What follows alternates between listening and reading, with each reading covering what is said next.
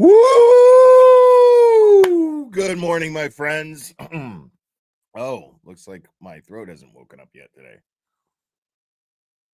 Yes, court is canceled today, folks. So I apologize for the non-updated thumbnail and title, but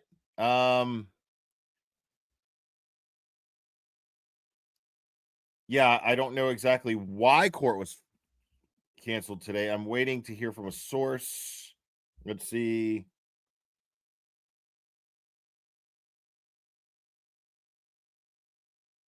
Okay.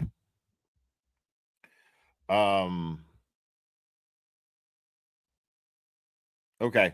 Yep. Court was canceled. That's all I know. Anyway, guys, thank you, Liz, for gifting a membership. Appreciate it. Now we're gonna hang out for a while anyway. We're here, right? We're here. I know Aiden's got court today. I'm trying to get a Zoom to that, but no promises. I don't think I'll be able to. Not for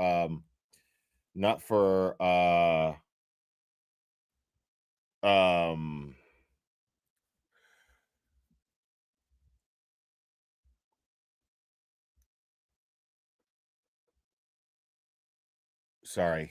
I was looking at other things here.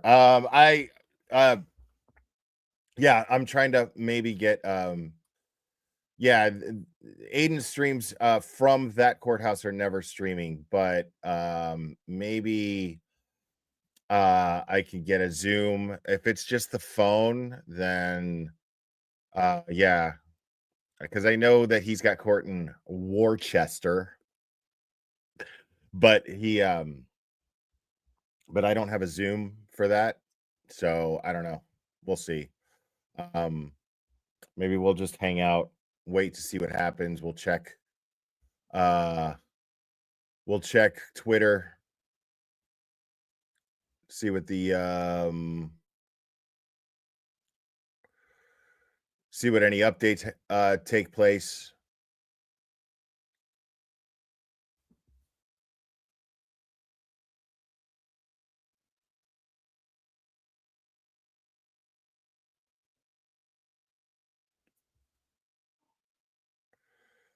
All right, so Randazza's post from yesterday, which is an update on the buffer zone. Mark Randazza tweeted, so the First Circuit told Judge June to do his order again. So he decided to punt and have Bev search her conscience to do hers over again.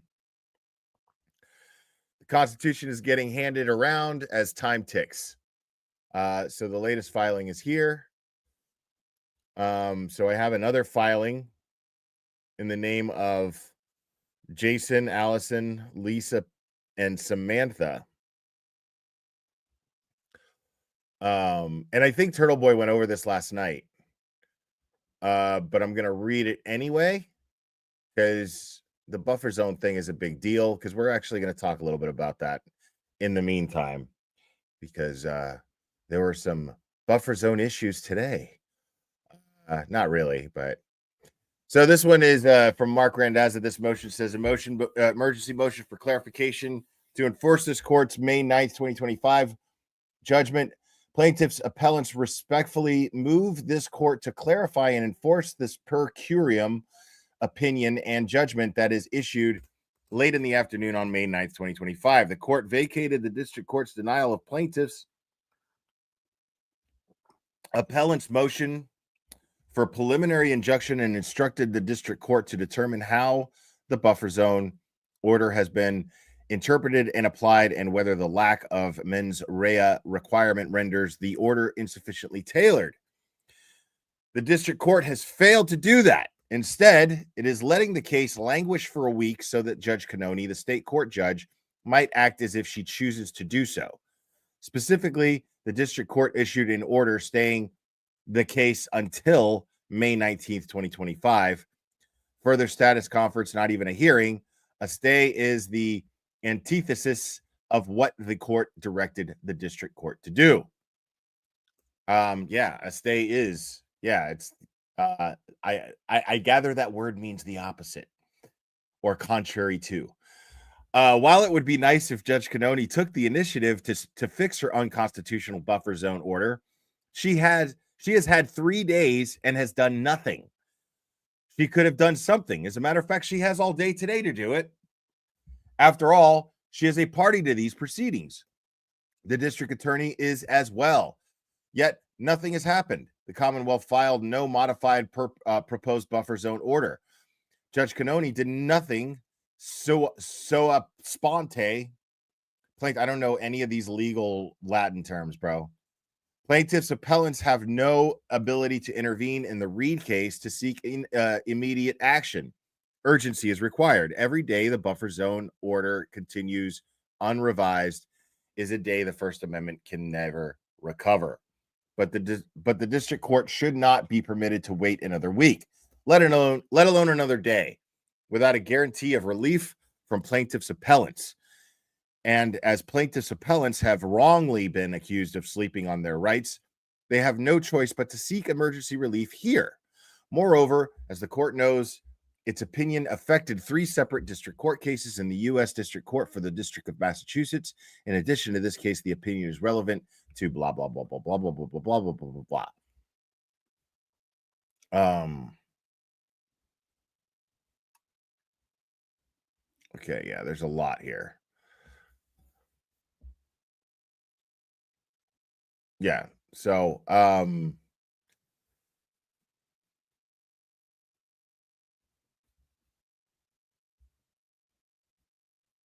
no, actually, there really isn't that much. The footnote here is the Commonwealth has previously accused the plaintiffs of undue delay.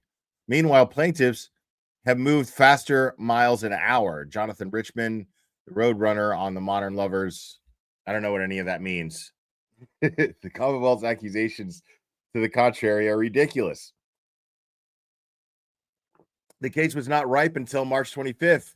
Injunctive relief was requested 4 business days later. The motion for an injunction was denied April 11th, a Friday, and clarified that night as the Passover holiday commenced. Yet still a motion for injunction pending appeal was filed on April 18th. Meanwhile, there have been attempts to meet and confer over the issues of this memo commencing Friday evening. There has been no response from the Commonwealth. Unfortunately, the judges in all 3 district cases have interpreted this court's opinion to say that they do not need to do anything to ensure that the government stops trampling their citizens' constitutional rights. Get them, Randazza.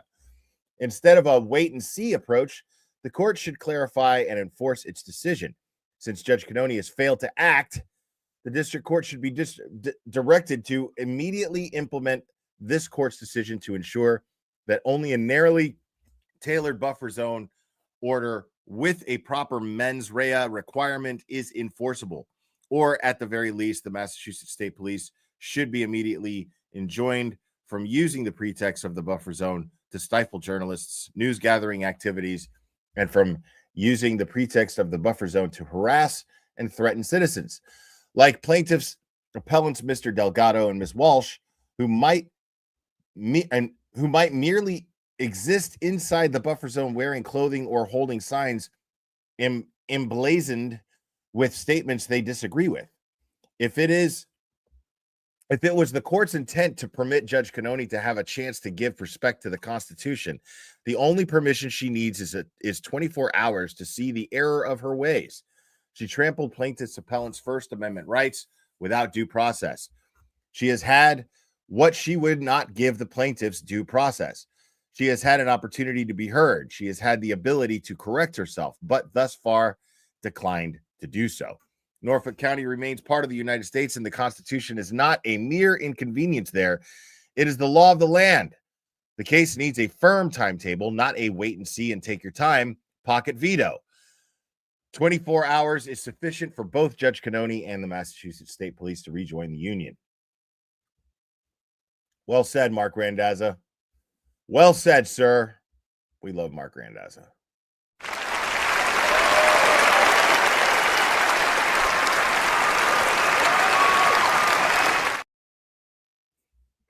All right.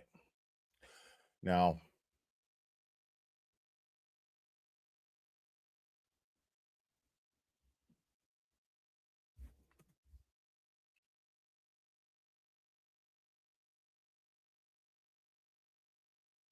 all right. So this idiot went live.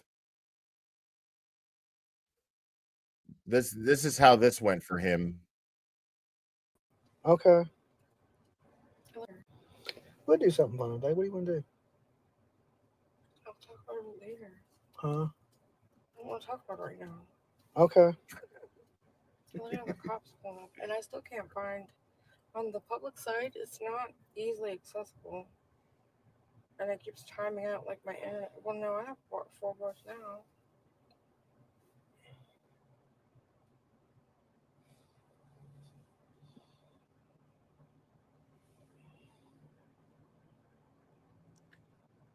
Dolly, is there any new updates about the kids? Not yet. We'll start digging into the groups in a little while, seeing what the rumors and what news is out on everything, see if anybody spoke up. We've been going early since this morning because we had to be at Karen Reed so early to get there on time because traffic's so bad around here. And yeah, it got So, kicked out. Like this idiot. John O'Keefe's mother hasn't been looking well. I hope she hasn't had a So let health. me give you guys a little rundown on this idiot right here. So this guy makes a living. He is what the anti Karen Reed people accuse us of being, right? Grifters, people who exploit tragedy, things of that nature. Now,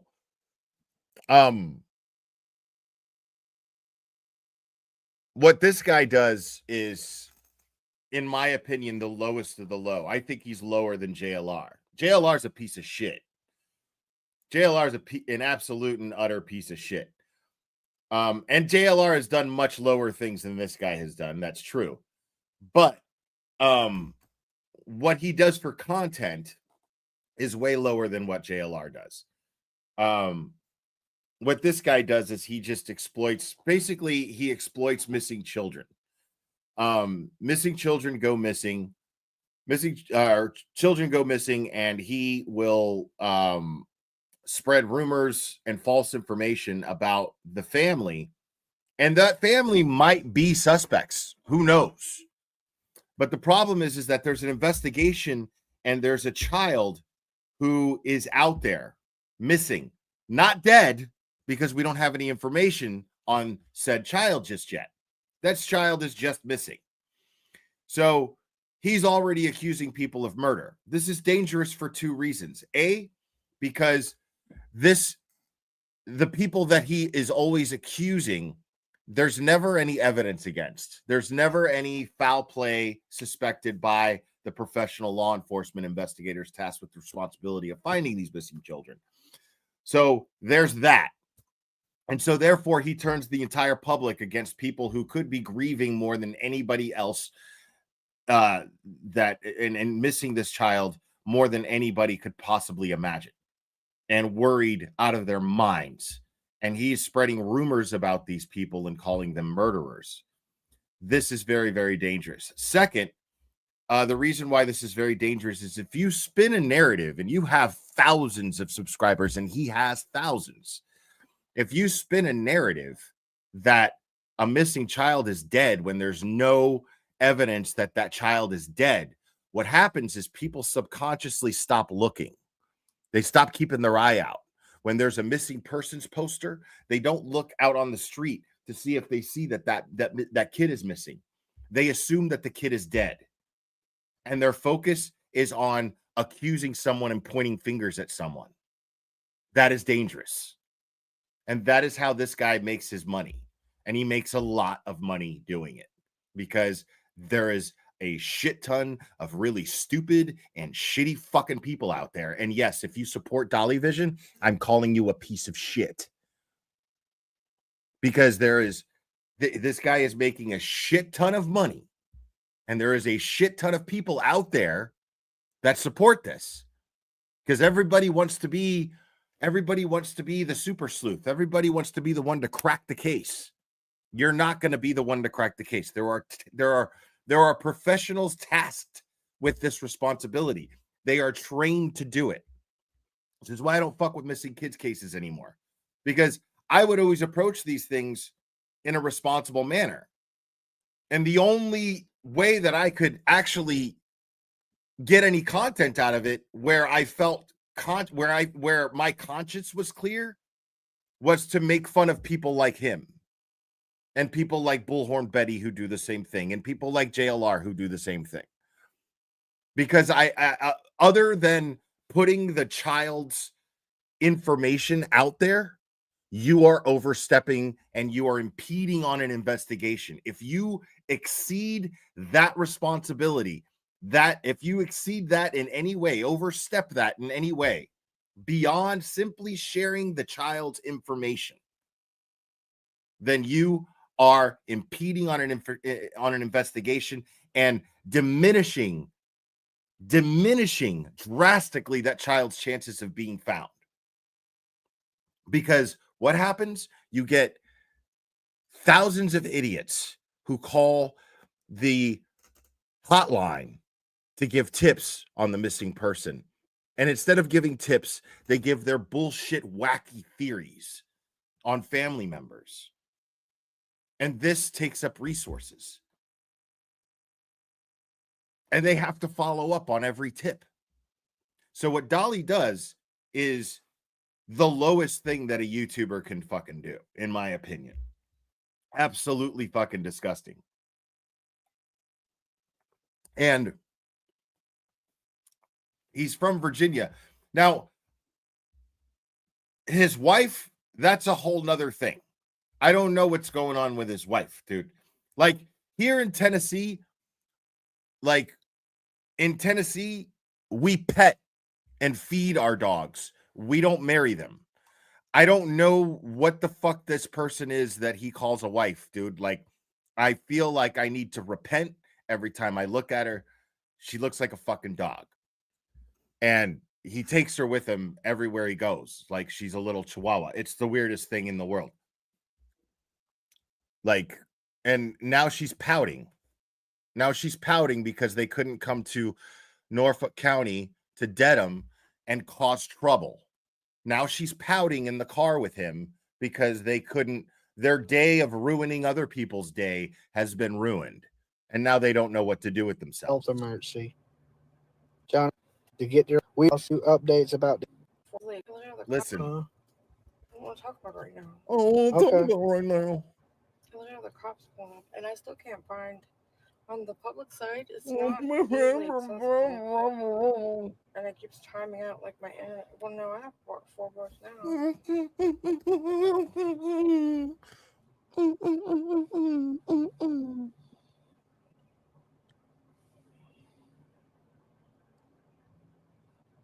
Dolly, is there any new updates about the kids? Not yet. We'll start digging into the groups in a little while, seeing what the rumors and what news is out on everything. See if anybody spoke up. We've been have to act. Yeah. You know? I want to see if I want to hear what Hardman said to him. Okay. If PJ finds where the courtroom is, we're about to go call him an idiot. We're about to go razzle dazzle him. We done razzle as they're becoming the protagonist by being over emotional and not respecting other people's views. It's funny, right? JLR sent me, JL, I want a super chat. I'm up here handling your business. Where you at? I don't see you. Okay. I don't see you. But don't worry, I'll get Turtle Boy for you. He shouldn't be fucking with JLR, okay? So JLR got buddies that travel. So this guy's whole thing is to go and confront Turtle Boy, to stick a phone in his face for clicks and views. That's his whole thing. It's pathetic. This guy drove all the way up to Boston from Virginia to do that. I don't even know the man. I've never talked to JR a day of my life. But hey, I got you, JL. I got this one for you. All right. Don't worry. Dolly's on the job. I travel too. Okay. We like to go. Just not as much as he does. That dude is fucking everywhere. You GPS and He is. the She's a court. big frumpy moron, bro. Okay. Ugliest fucking bitch I've ever seen in my life, dude. Like, Jesus Christ. Yeah, JR, where you at, boy? Dolly on duty. Plus, I wanted to see her walk, or at least drive by. Somebody said, "Don't say that too loud. JR will fall out the sky." Fall out the sky. Let me go check. I don't see no bushes. There's some bushes over there. He might be in one. Good morning, everyone. Court. I'm Dolly and PJ. Go to cheer bar. As I understand it, there's nothing really notable about why court was canceled, so don't worry about it. It's not that big a deal. For lunch, they got good menu. PJ, it happens. Are you close to something? It doesn't happen much in high profile cases, but like if you've ever been involved in a court case where you were involved, dude, stays happen, fucking rescheduling happens at the last minute. It happens all the time, so it's not that serious. Up the street, you might pop out your back seat. I don't know. Y'all want to see the tiki? I'm gonna show them the tiki.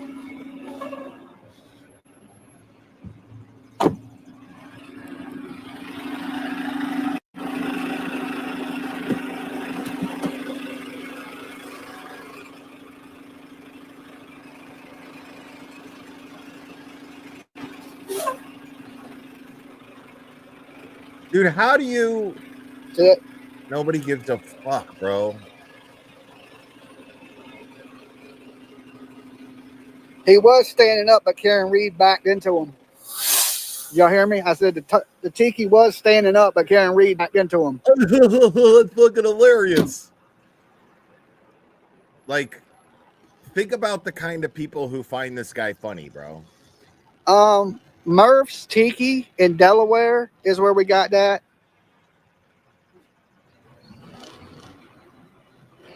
That thing was expensive. Okay, it was totally expensive. And yes, court is canceled. Yes, Karen Reed court is canceled. Yes. Free Karen Reed, justice for John O'Keefe. Kathy, where you at? Your people out here, and you're not. Okay. There's like a whole 10 people, and they look like they escaped from a senior citizens living facility. Calling me a troll. All right. You are a troll. Like, what are you doing there? What are you doing there?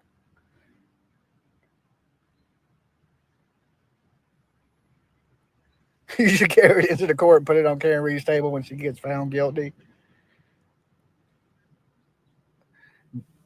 Turtle Boy is #1 great journalist. You must live in a parallel universe.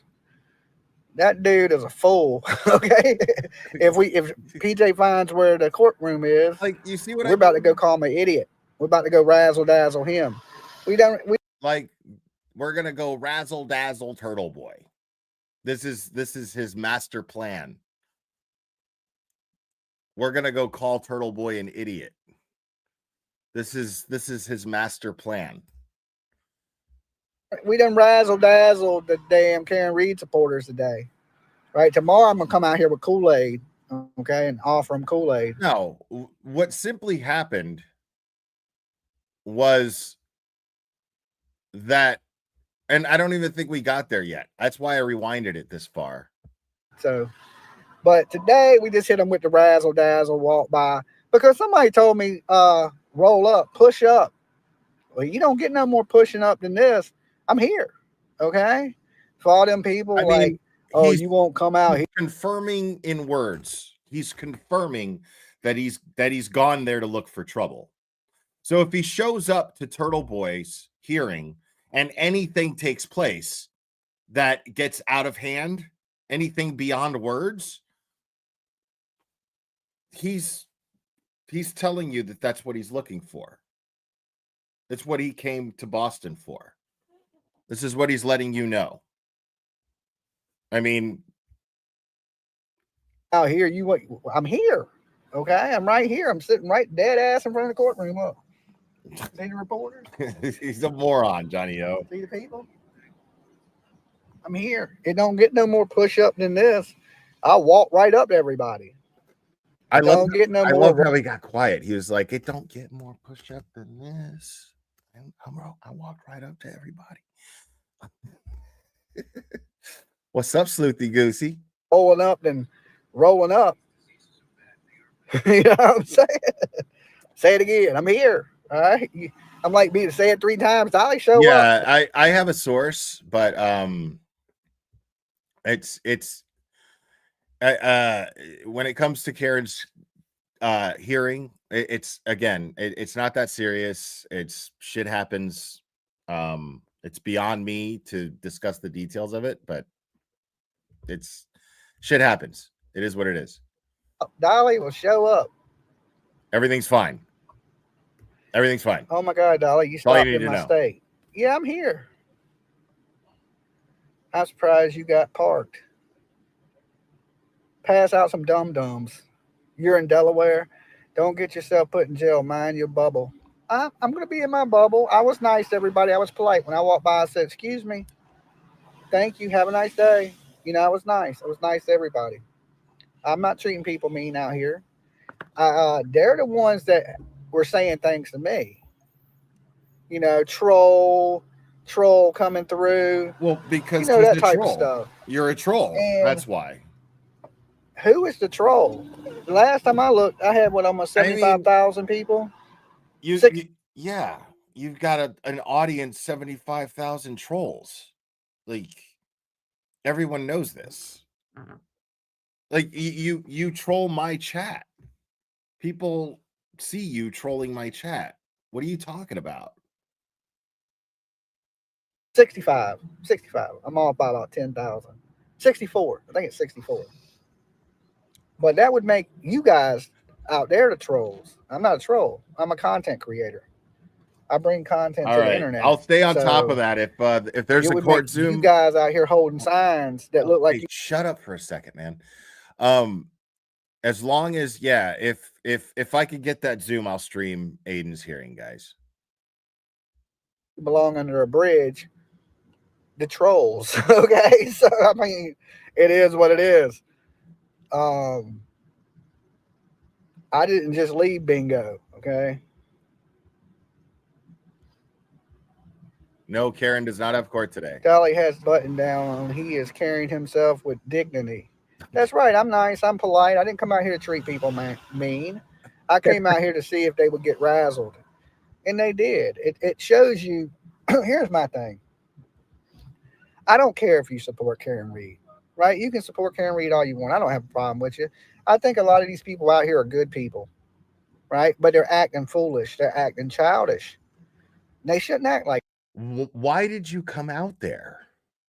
See, what happened was Dolly walked by them and didn't see one blue shirt. That's the takeaway. That's the takeaway for us. This is a guy who has been not doing any research on this case at all. He's just seeing the attention that it's getting, and he figures he can make money talking about it. He figures he can make money going the opposition. The problem is that you need people who feel that Karen Reed is guilty for this to work. Because if you don't have support, it's pointless. If you don't have anybody who agrees with you out there, you're just some asshole out there being loud. And so this guy gets there, there's no blue shirts anywhere in sight because the media has misrepresented. And Dolly found out firsthand that the media, when they go, the community is split. When Vinnie Politan sits up there and he goes, the community, the entire community in Boston is split down the middle. These people over here, I can't wear a pink tie. I can't wear a blue tie. That's all bullshit drama. That's all bullshit hyping shit up, hyperbole, as it were. That's all that is. And Dolly just found out. Like, we all know it. America doesn't really know it, but we all know it. Right? Now Dolly knows it. He showed up and was like, where the fuck is Kate Peter? Kim Fair? Where are these people? Oh, that's right.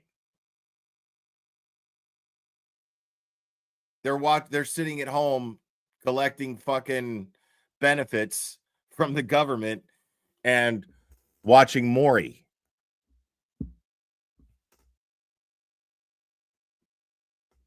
Like that. They should have been, hey, thank you for being out here supporting John O'Keefe. Right? Because that's what it's supposed to be about, right? But it's not. You know, as soon as I walked up, they said, "Oh, you look like a Karen Reed supporter." I said, No, I think you got me mistaken." And they instantly got defensive and he's wearing a blue shirt. Somebody didn't give him the memo. didn't like what was going on, and when they should be polite. You know, I'm a guest in this town. They should be, "Hey, how you doing? Nice to see you." You know, all these other people are so polite here and so nice. The people of Canton and Denham and Boston, awesome people. Everybody I've met so far has been super great. And, you know, I've treated everybody with respect. I ain't been mean to anybody. More or less, I'm just playing with these people, you know, Thank just you, Connor. joking, the whole Appreciate it, razzle buddy. dazzle. To me, it's funny, right? That they get mad so easily. Listen, I'm not mad at you for supporting Karen Reed. Listen, Dolly, and I'm going to say this to be nice because I've known who you are for a long time, and we've always, managed to communicate without blocking each other for the most part. For the most part. But it's not that these people have gotten mad at you. Nobody's mad at you. Nobody is. These people are just very protective of something that they have invested all of their time and energy into. These people are protective of their First Amendment rights. And they're protective of the community that they've created that has naturally developed. One single like-minded person who feels like, I need to say something. What's happening to Karen Reed isn't right. So I need to say something. And that one single person shows up and meets another single person who is there under the very, very same circumstances. And this multiplied. And that foundation for a community is very, very strong. And it's flawless. Only one person has been arrested in 2 years. Only one person has been arrested. And even that guy, everyone's against them getting arrested. If you had just shown up, Dolly, if you had just shown up and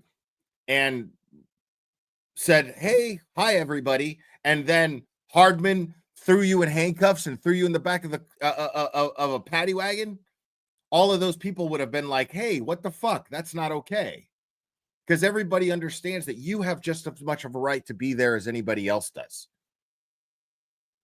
Everyone there does. Everyone gets that. And you're welcome to go over there and protest, stand in the buffer zone in your blue shirt.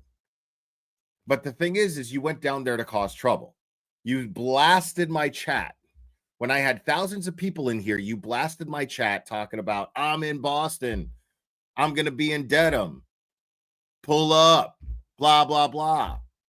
So you indicated to these people immediately that you were there to cause trouble. So what someone did was took the initiative to ensure that trouble wasn't caused and warned the state troopers assigned to protecting that area that you might show up and cause trouble because you basically threatened to cause trouble. before you even showed up. So these people were merely protecting themselves and each other and what they have going on for the last 2 years. That's it. So nobody got mad at you. People just got protective. And rightfully so. That's why I let it open for the trolls that could be in here today. Just because your views ain't the same as mine, don't make me hate you, right? We're all brothers and sisters in this universe.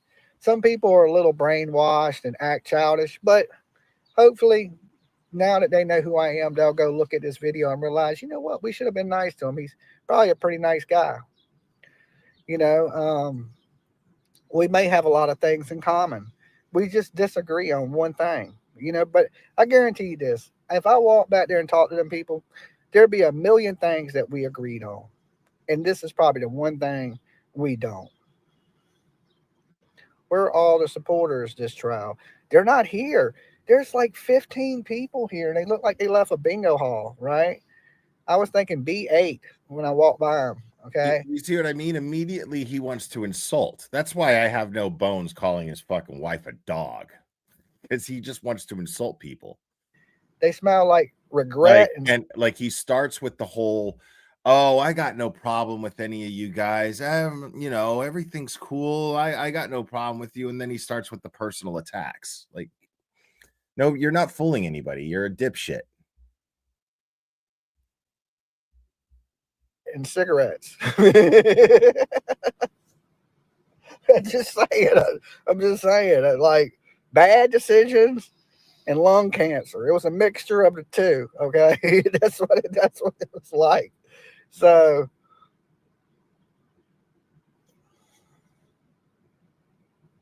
but they got their flags out. They're patriotic. You know me. I love America. This is my country. And they look.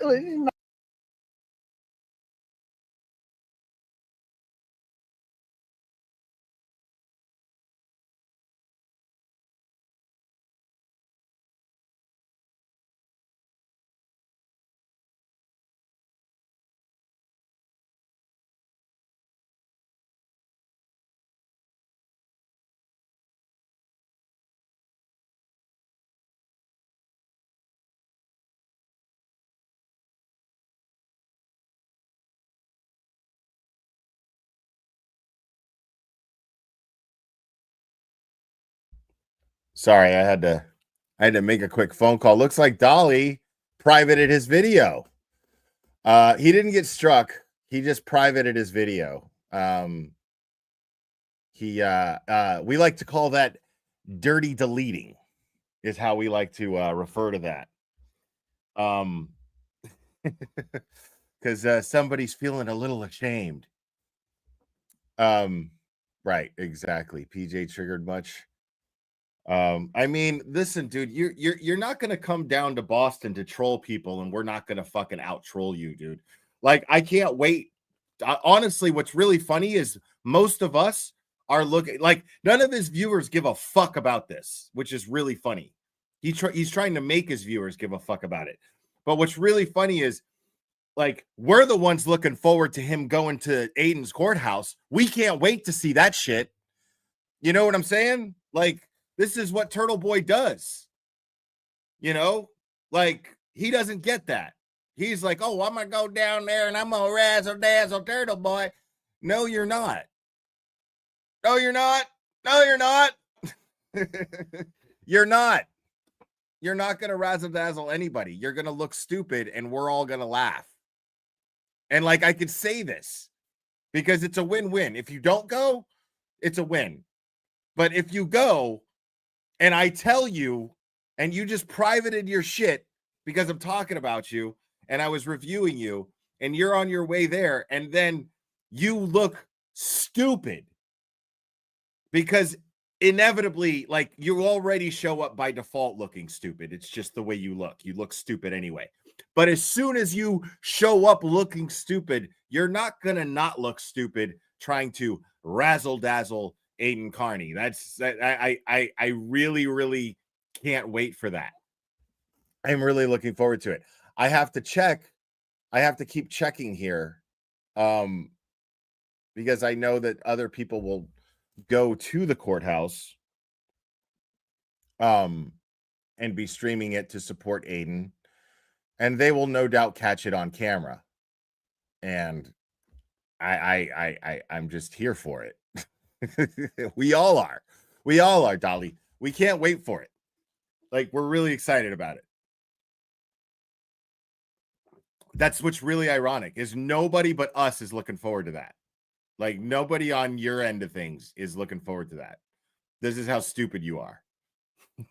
We can't wait. And if I had to guess, I'd say that he privated the video because PJ threw a temper tantrum and decided it's not worth it. Let's go somewhere else. We're staying at the Lizzie Borden house. Like, that sounds like some stupid shit that they would do.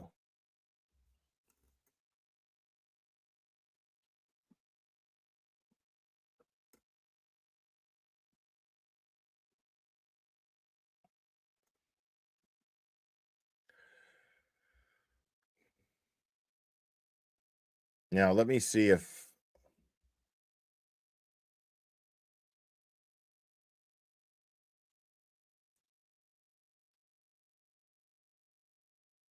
all right, so Dina's still live, and that's good. Dina's still live. Dina, man, big shout out to Dina for that. Oh, look, and Este's live.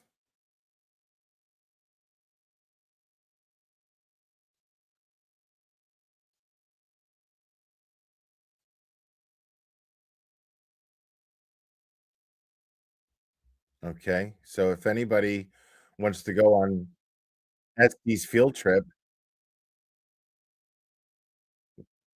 because there's no court today, go check out her field trip. What's up, LV cops, homies?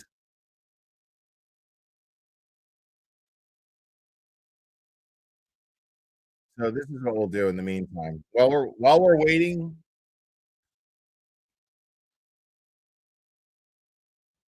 All right. Let me see if I can I know that Microdots did a new video. Just Microdots clips, like his alt channel, Microdots clips. He did that. I know that. And I want to check that out.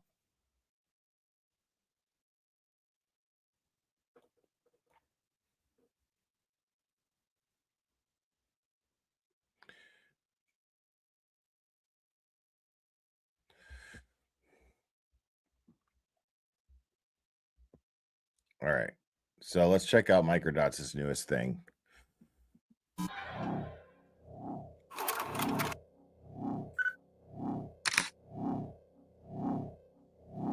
Can we take a look at the timestamp on this document or on this frame? This is the footage taken from the Saliport. It is the view that would directly show the taillight, its current state, and anything that happened to it after arriving from Karen's parents' home in Dighton. I'd ask you to let the jurors know if you can see what the actual run time is on this. I could see the timestamp. I don't know the runtime, what it's going to be. It's 5:07, 10 or 12, something like that. That's the timestamp, yes. Okay. Yes, PM. Now, if we could just play this forward, go back to full screen. At 5:07, notice the bay is empty. And the quality of the video is extremely poor. A few seconds go by. We see a full screen of black static. And just like magic, the SUV appears. Pause.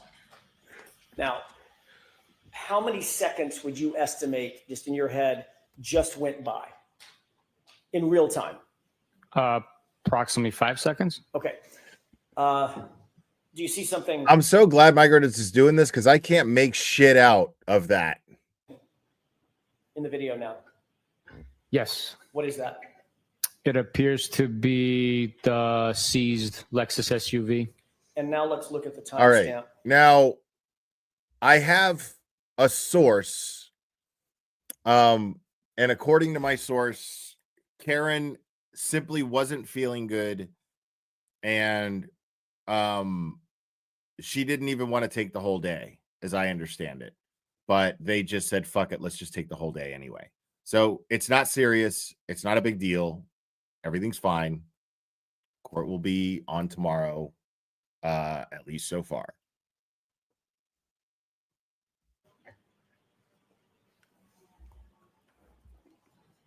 What time is that? 5:47 p.m. So in about, according to your testimony, in about 5 seconds, the time jumped from before the SUV was in the Sally Port to about 5:50 p.m. after the SUV had already arrived and is now situated in the Sally Port, correct? Yes, that is correct. We have a serious problem here. The Norfolk District Attorney expects the public to actually believe that this camera just happened to glitch for a whole 43 minutes during the exact window when they're accused of smashing Karen Reed's taillight. That's not a coincidence. That's a cover story. That's and a cover very, story. very poor one. You're a fucking liar and a fucking snake. Dude, Mike Randazza is so dope at what he does, bro. Like, and now he's like not even like, you notice he's getting a little bit more cavalier with what he's saying. He's just like flat out like, yo, he used to just kind of be like, this seems shady to the average person, but to most of us, it seems just a little bit more than coincidence. Now he's just like, the Commonwealth expects you to believe. That shit is so funny to me. The Commonwealth expects you to believe. How ridiculous.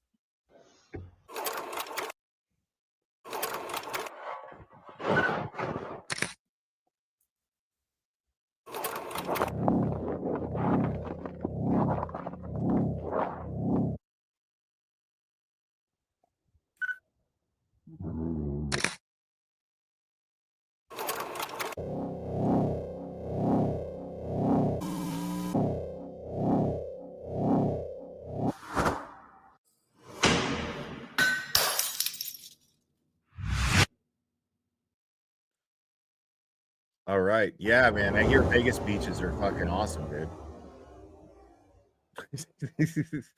Later. Take care, Steve. All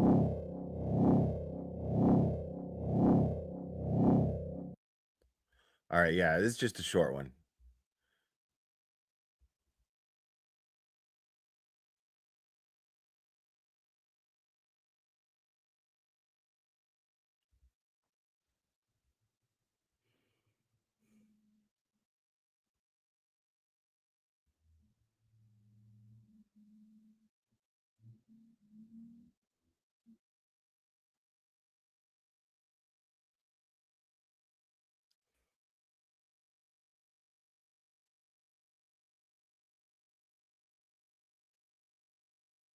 Sorry, I'm just looking for shit to...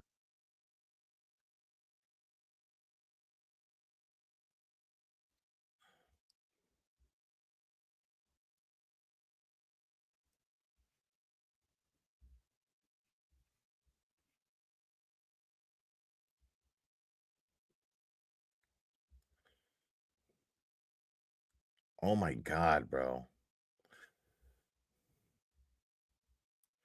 Like, I don't know if you can see her, dude. Like, I can't make it like full screen, but God damn, girl. Jesus.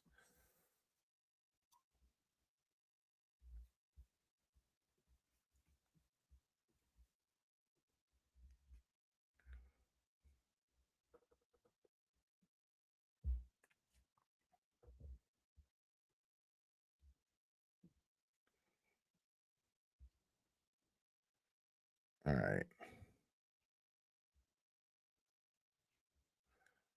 So I'm just tripping out on, because listen,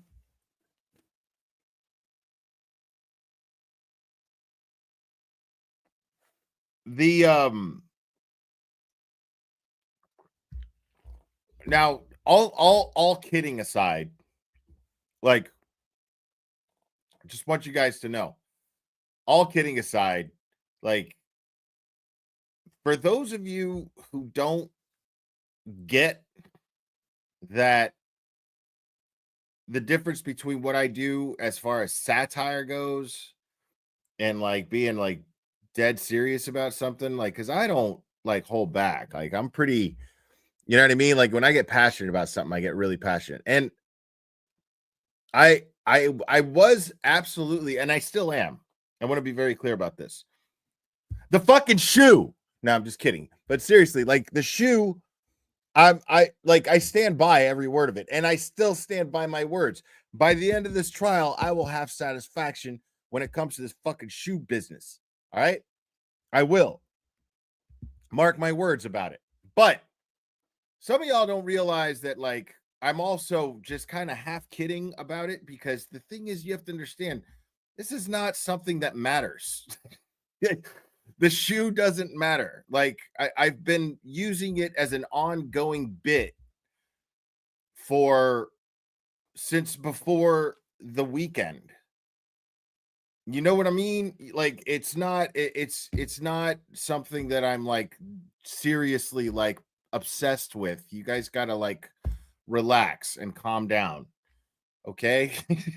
Some of you guys on Twitter, I didn't mean to start that shit.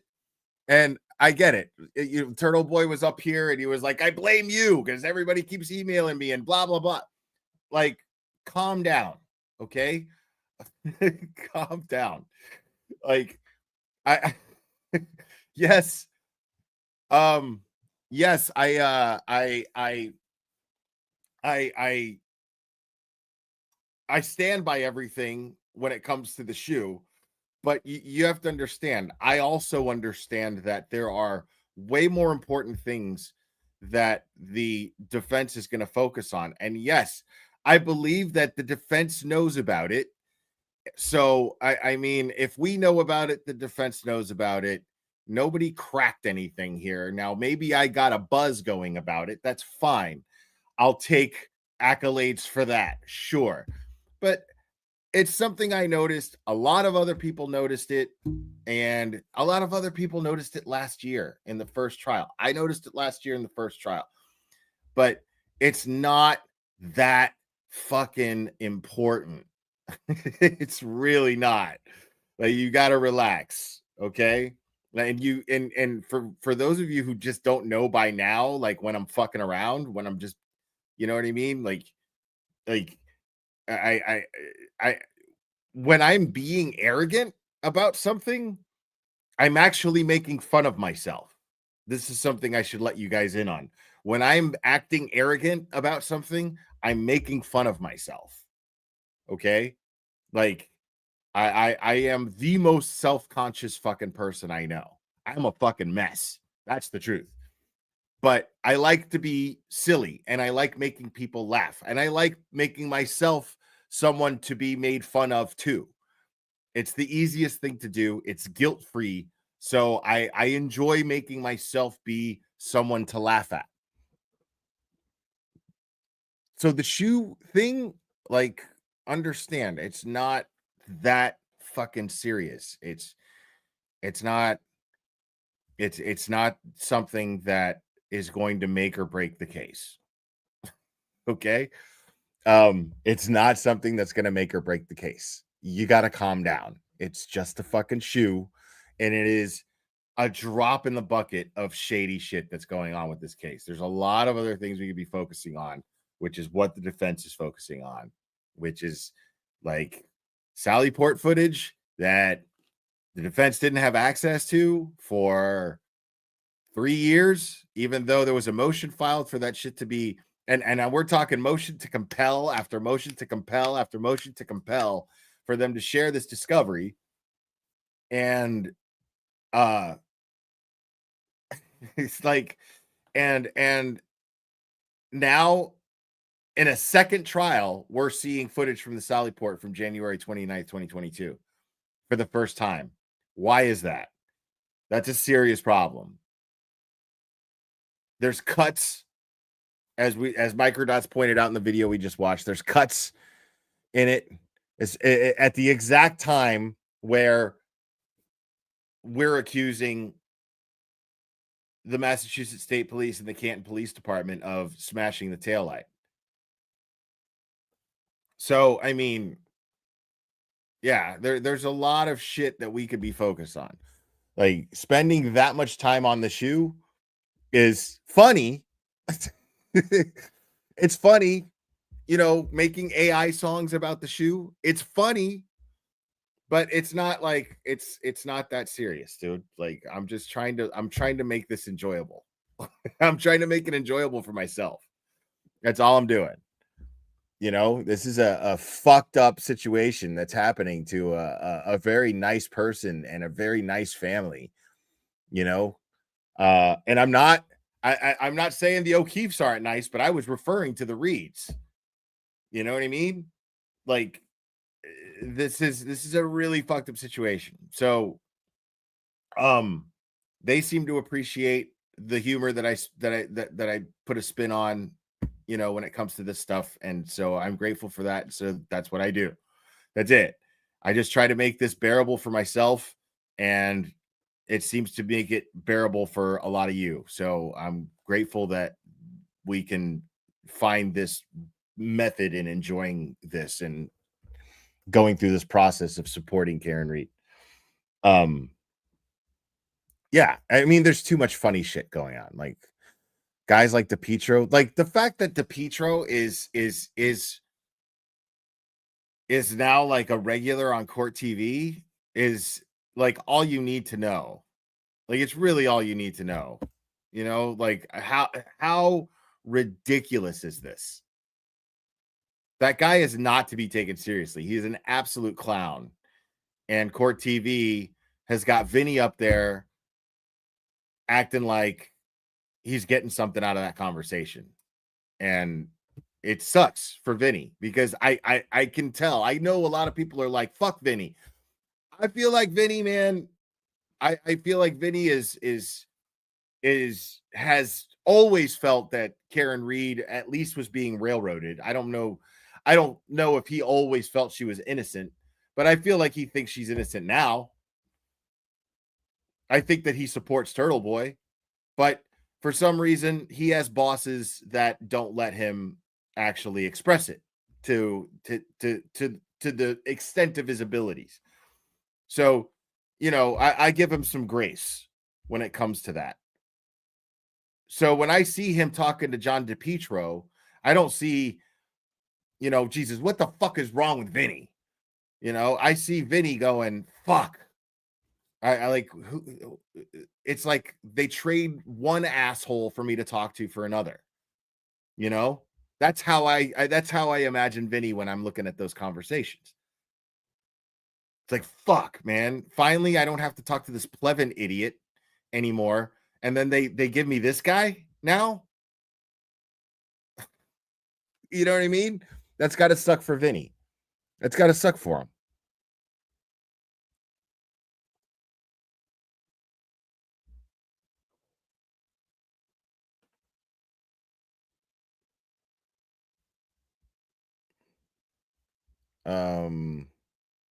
Yeah, I'm just looking at.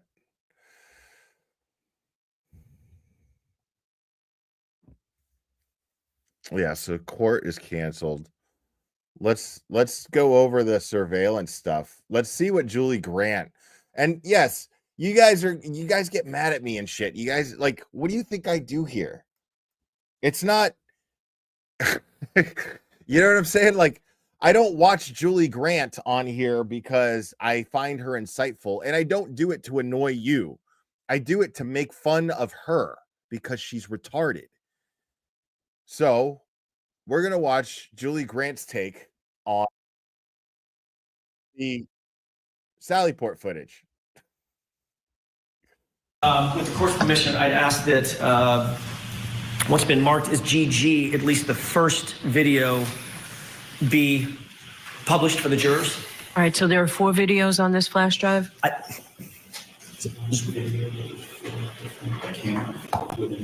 One video, 4 different camera angles as it's set from the one video. Are you ready to see this now? I thought you wanted to review it. I'll agree, and if I have a problem, I'll let the court know. No problem. All right, so for the first one, the first camera angle? Correct. Okay. It's one video, but 4 different angles. All right, we just have to keep a record. That's why I'm Understood. asking all these It's a questions. little complicated. I get it. All right, we can do that. Thank you.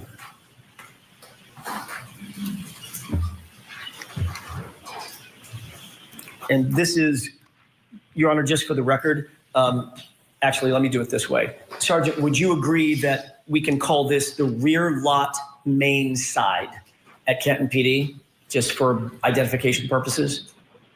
Give us fucking McDonough. Sure, if you'd like. I don't know which side this is, so I can't argue with you about the location. So Okay. I'll agree with you that we can call it that. Great. It looks like a parking lot. There's cars. Yes, sir. Okay. Just for purposes of, so it doesn't get complicated, we'll call this rear lot main side. That doesn't mean anything unless you adopt it. So just for identification purposes. Thank you. If we could move to runtime 1:26:32. Okay. With the course permission, may I play it at this point? Okay. Thank you. Stop. Did you see a car pass in front? Yes, sir. Okay. What kind of car did that look like to you? It looked like a 2-door Jeep Wrangler with a plow on it. Okay. Let's go ahead and play it.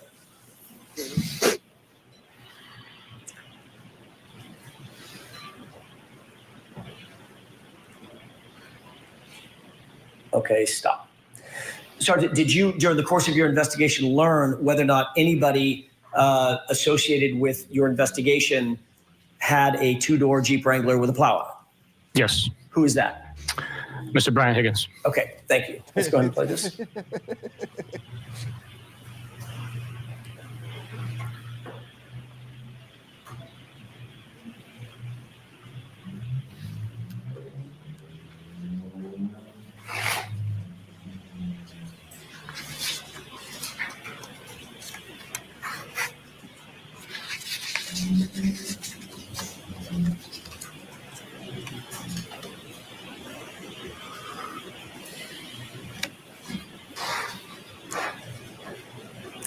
Okay, stop. Sir, do you see a person who appears to have alighted from the car, Yes. from the Jeep?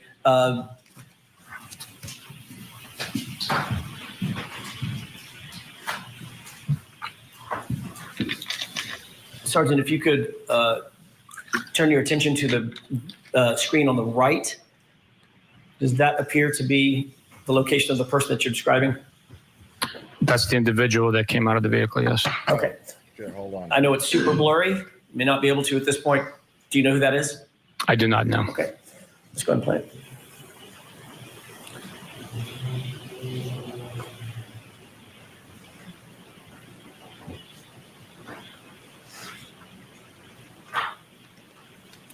Okay, stop. All right. Did you see the person walk off the screen? Yes. Did it appear that that person had something in his or her hands? Possibly, yes. Okay.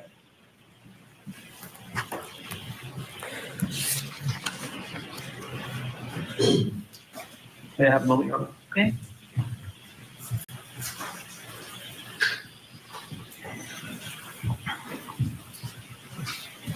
Thank you, Your Honor. If we could play the second clip on this same GG.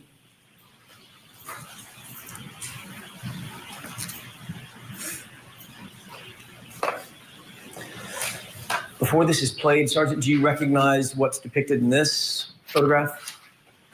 I do not know. Okay. Let's go ahead and play this. Stop.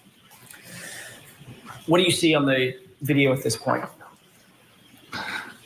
An individual crossing the frame with a couple of cars parked, one of which has a plow on it.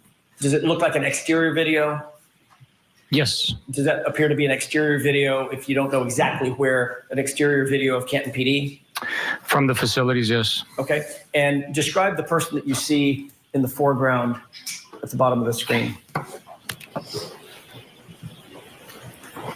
Appears to be wearing a black sweatshirt, a hooded sweatshirt. Larger in stature, smaller in stature, can you tell? Yeah, this isn't what I thought it was. Like, we already know what happened here.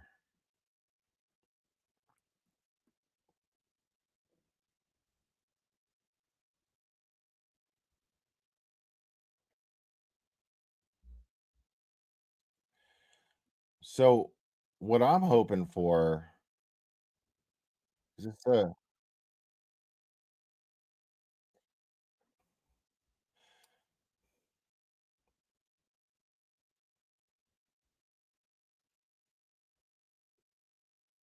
oh, it's a members only. I don't want to become a member of Court TV.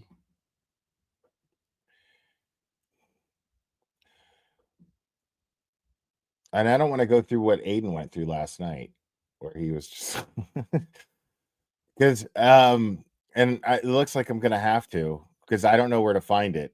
I want to see the footage of Erica Walsh getting accosted and harassed. Oh, thank you so much, Catherine. I actually, yeah, that helps a lot for the PayPal. Thank you so much, Catherine, because I actually just got yogurt. I was ready to go for the whole day. So, I mean, I'm going to hang out for a while, but I was ready to go for the whole day, so I just ordered a bunch of yogurt. Uh so thank you, Catherine, for that. That's helpful. Very helpful.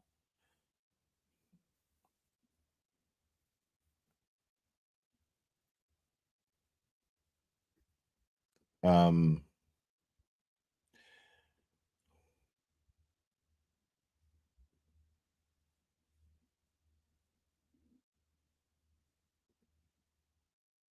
Here we go. This is live.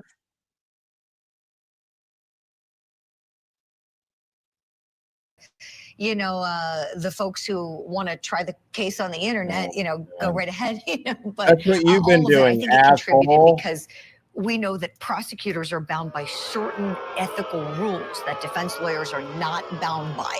So this is not just in the Reed cases. In every case, prosecutors are held to a higher standard. So that's why you don't see them running to cameras. They can't. They can't. But private.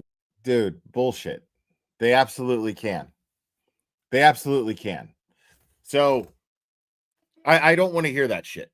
Like, I've always heard district attorneys give press statements where they say we're not going to discuss the details of an ongoing investigation or an ongoing case, but we'll tell you that we're confident we're going to be doing this and that, blah blah blah. That's normally what they do. And we haven't heard even a peep from the Commonwealth of Massachusetts. They haven't released any public statements, nothing. Every other case I've ever followed, they at least release a public statement. Nothing.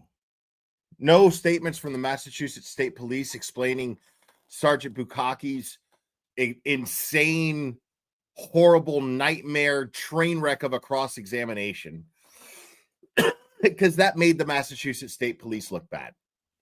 It didn't just make Bukaki look bad, and it didn't just make Proctor look bad, even though the intent was to have Proctor fall on his sword. But you can't really have Proctor fall on his sword when you try to keep Proctor's name out of the entire prosecution, when you try to keep the lead investigator's name out of your entire prosecution. That is not, it doesn't work that way. People are going to ask questions.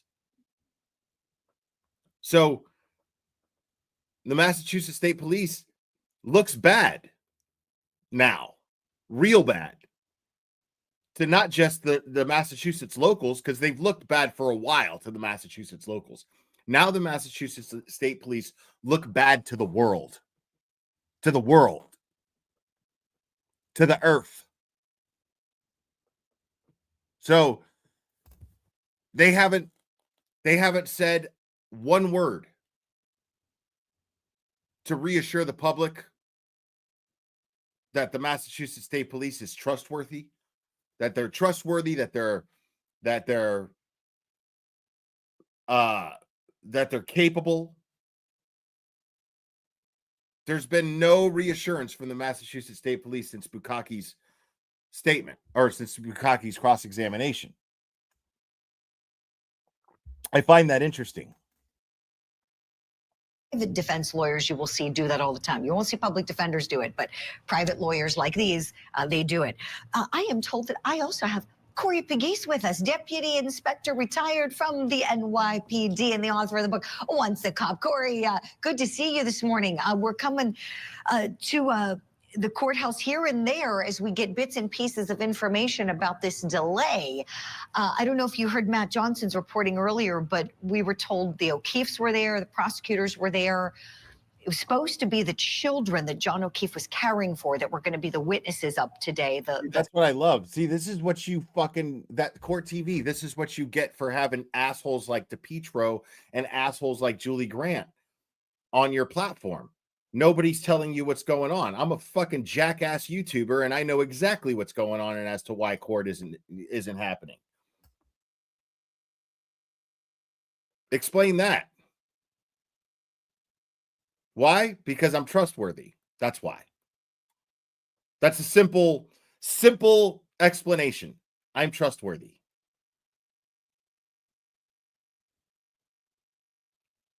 See, you're sitting here on court TV telling the world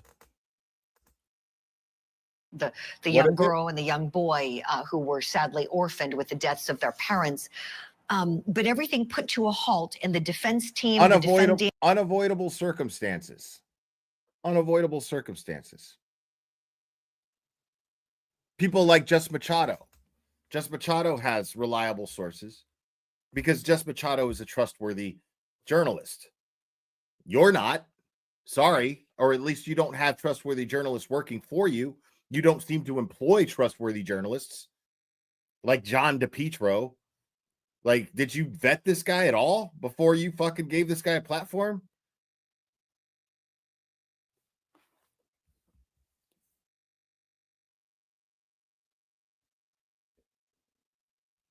And her parents, none of them were seen today. What do you think about that? Look, I mean, even people are, I mean, people who aren't even YouTubers or journalists or anything like that know exactly what is going on. And yet court TV doesn't. Why? For the reasons that I just explained. No other reason other than that. About that.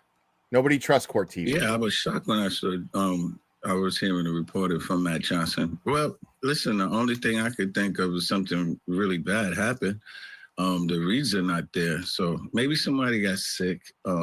Let's just hope it's not something tragic. It's not. Just, I don't know. Right. I'm just worried because there's not even a leak yet. Court TV, Matt gets all the leaks. I love it. I love it that this guy is even noticing it. This guy's even noticing. How do you guys not know what's going on? You guys, what? But all of us over here, we know exactly what's going on. Karen Reed wasn't feeling well. She asked for a late start, and the court was like, "Fuck it, let's take the whole day." That's what happened. That's what my source tells me. That's what happened. Fuck it, let's take the whole day. Okay. Happens all the time in court. Happens all the fucking time. If somebody leaks something to us, please. No, I'm kidding. Yes, so that's what nobody likes you. That's why it happened to you. Sure. Nobody likes you. Let's just cross our fingers and hope that everything is okay. Yeah, that everybody's well. No, I appreciate you saying that. Of course, we want everyone to be healthy and well, and hope that if it's an emergency, hopefully it's one that can be handled and handled quickly and safely for everybody. Let's do this. I have a clip I would love for you both to assess, as you both have served in law enforcement. And the members of law enforcement who worked on this case are being scrutinized, their every move under the microscope. Let's look back at testimony from Trooper Paul Gallagher. And the portion we're about to play is from his cross-examination. Here we go. You know Brian Higgins. I do. How do you know him? Brian Higgins is a special agent with the ATF. How long have you known him? I first became aware of Brian Higgins probably around 2016, 2017, when I was with the DEA and we were working a Title III investigation. You know what's funny is like there was no indication of what I'm about to tell you. There was no indication of it, but I can predict exactly what the narrative here is. She just said, now that I've got you both here, I'm going to play this clip and you guys tell me what you guys think. So she has dipshit Gallagher sitting on the stand and he's talking about Brian Higgins. So now what Julie Grant is trying to do is control the narrative and try to control the narrative of Brian Higgins being innocent. Somebody who is an outstanding ATF agent, blah, blah, blah. Forget about all the shady shit that he was caught doing. Fuck all that. Let's keep fucking Brian Higgins on a pedestal here and keep the narrative that he's an innocent bystander and all this going. That's what Julie Grant's trying to pull here. Watch. Which is a wiretap investigation into gang activity, drug distribution in the Boston, Brockton area. I never had any personal contact with him at that time. He was just an agent in the group I was working for. Ultimately, did that professional relationship seep into more of a personal relationship as well? It did. So I think it was 2018 or 2019, the ATF had a satellite office at Canton PD, and he was one of the special agents that was assigned, yes. So he actually officed in the brick and mortar location of Canton PD? Yes, he did. And did he maintain that office all the way through January of 2022? He did, yes. And during the course of your interaction with Mr. Higgins, did you become friendly with Mr. Higgins? I've become friendly with Mr. Higgins, yes. Most of my co-workers I'm friendly with. Is it safe to say that you socialized at times with Mr. Higgins? I have, yes. Okay. You've shared cocktails with Mr. Higgins? Yes. Shared meals with Mr. Higgins? Yes. Okay. So it is safe to say that you have both a professional and a personal relationship with Mr. Higgins? Yes, I do. And you consider him a good friend? Yes, I do. You were aware, Mr. Gallagher, that he was at 34 Fairview on January 29th, those early morning hours, during the course of the time when John O'Keefe went to 34 Fairview? I'm sorry, can you repeat that question? You're aware that Mr. Higgins was at 34 Fairview in the home at the time that John O'Keefe went to 34 Fairview on January 29th, 2022? By the time I became aware of it was afterwards, yes. Okay. That's what I mean. I know you weren't aware of it at the moment, but you became aware of it. Later on, yes. Okay. When did you become aware of it? I'm not sure. It was after we were, I'm not really sure. It was during the time that you were dispatched over to Brian Albert's house to ultimately either begin the investigation or go into the home with Sergeant Lank and interview with people there, correct? No, that wasn't the time, no. Didn't you say Elfish Haven, thank you so much. Lieutenant Tully, that when you went over to Brian Albert's house, that Brian Higgins was not there? I don't recall Brian Higgins being there. Right. So what I'm trying to register is whether or not you knew at the time that you went to Brian Albert's house, at least that second time, that you might or might not have expected to see Brian Higgins there because you knew he was at the home when John O'Keefe arrived there the night before. Can you rephrase that question? I'm not following you. Sure. When you went back to, in other words, during the time that you were investigating and joining Sergeant Lank back over at Brian Albert's house, you knew that Brian Higgins had been somehow in that home the night before. I don't believe I did at that time. When do you think you learned that? Sometime afterwards, probably when I saw the list and reviewed the narratives of the officers. Would that have been days or weeks later? No, it probably would have been, within 24 hours or so. Okay, within 24 hours of your involvement. Correct. Okay, yes. That's what I was trying to get to. Okay, Thank I apologize. My bad. Yep. Bad questioning on my part. So within 24 hours of your involvement, which would have been, your involvement was the early morning hours of January 29th. That's correct. Correct? Within 24 hours of that, you knew Brian Higgins was somehow tangentially involved or collaterally involved as a potential witness, if nothing else.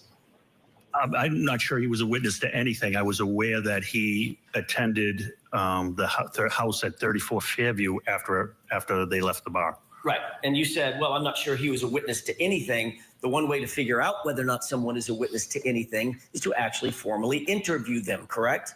That's absolutely correct. Which you did not do. We were removed from the investigation before I found out Brian Higgins was involved. Okay, so you were removed. So I wouldn't be interviewing him. You were removed, and then it was. See, that language is interesting, because why wouldn't he say that we recused ourselves from the investigation due to the fact that there was a conflict of interest? Since Kevin Albert is a detective for the Canton PD, and he's the brother of Brian Albert, the owner of 34 Fairview at the time, then we just simply thought that there might be a conflict of interest, and it might affect any prosecutions or convictions that we would hope to get later. We recused ourselves due to the conflict of interest. Why wouldn't he say? I mean, that seems like the most professional way to address that. But we were removed. We were removed from the case. Like, you say that like you shouldn't have been. You know what I mean? You say that like there's not something fucking totally fucking shady about the fact that Kevin Albert is Brian Albert's brother and he's your buddy. Fuck out of here, dude. It was within a few hours of that you realized that Brian Higgins was somehow involved. Not a few hours. No, I said it was within 24 hours, probably. Okay. You're aware that Mr. Higgins not only had a office at Canton PD, he also had a key card for Canton PD. Yes, he did. Explain for the jurors what a key card or an access card at Canton PD means. What is that? What is a key card for Canton PD? So it's a secure building. I think we've all seen it. You have the square boxes with the red light. The key card allows you access into the building. And depending upon your rank, you have different rights. Each individual has different rights to enter different areas. You had, for instance, being a top-level Canton lieutenant, you had a key card that was probably the functional equivalent of a master key card. You could get in pretty much any place you wanted. Absolutely not. Okay, where could you go?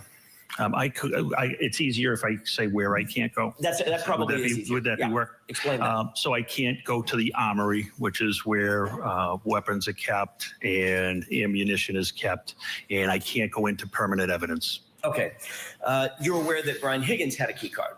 Yes, I am. And that access card gave him access to pretty much, with the exception of the armory, possibly the evidence room, and what was the other location?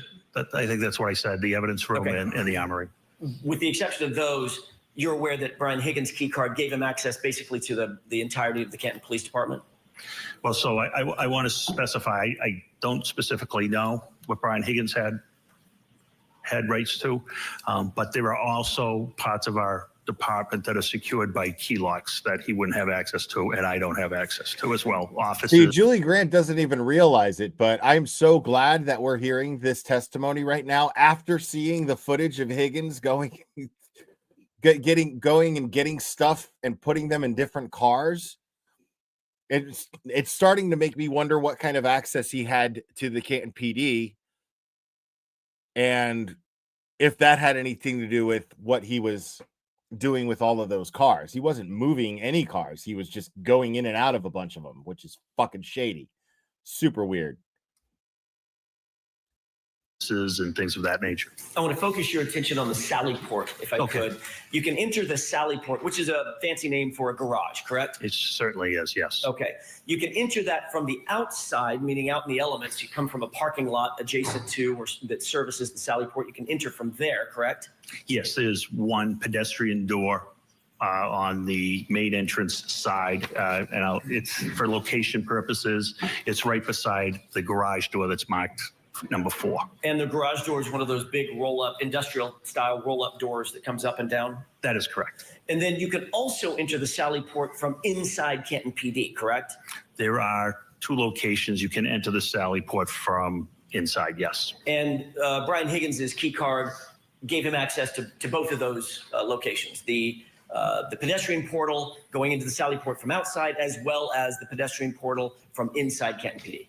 That would be correct. Like, you see what Court TV is doing here. It's offensive text. Trooper Michael Proctor referred to Reed in vulgar terms and made disparaging comments about her body.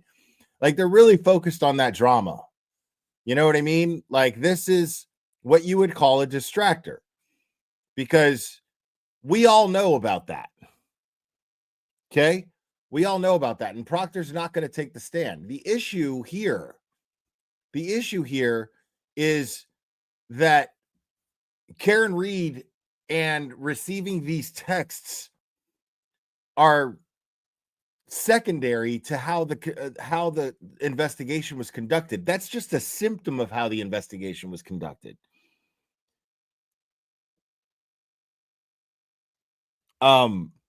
So it's interesting. Like Julie Grant is trying to pull some shit here and trying to push this whole Proctor falling on his sword thing. Proctor's the problem. Proctor. No, dude.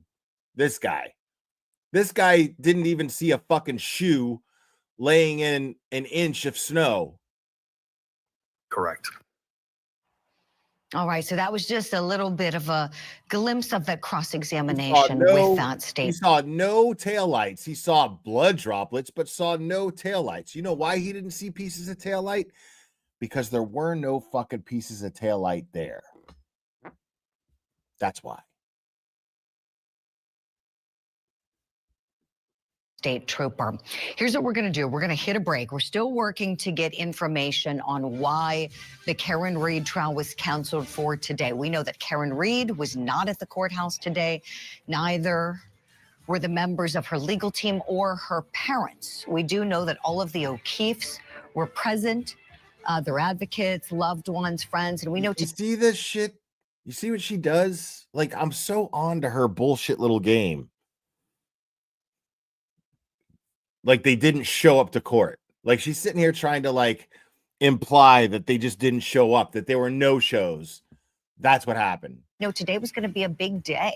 The testimony of the John O'Keefes were all there, but Karen and her defense team, no shows. O'Keefe's adopted children, his niece and his nephew that he was caring for.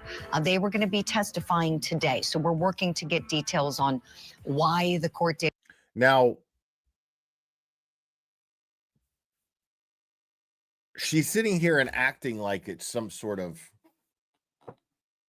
she's sitting here and acting like there's some sort of, you know, like, oh, the poor niece and nephew that John had to care for, and now they're going to testify. Like, yeah, that sucks. That shouldn't be happening. Like the last trial, it did nothing for the prosecution's case. It did absolutely fucking nothing for the prosecution's case. I mean, bringing those kids up to testify to what? To what? That's abuse. I mean, you can't just let these kids deal with what they're dealing with. And you got to have them, like, the reason why this is so bad, make no mistake about it. It's not complicated. This trial is a fucking sham. Every effort made, every single day, every minute, every witness called, every single effort made by Hank Brennan and anyone out of Michael Morrissey's office in regards to this case is unethical. Every single effort, every effort towards an effort is unethical because this case is a sham. They know that they have no case. They know that Karen Reed is innocent. They know that the Massachusetts State Police framed Karen Reed. They know this. So there's no justification whatsoever for putting two minors on the stand to testify in a trial that shouldn't be happening, that involves the murder of their uncle who took them in when their parents died.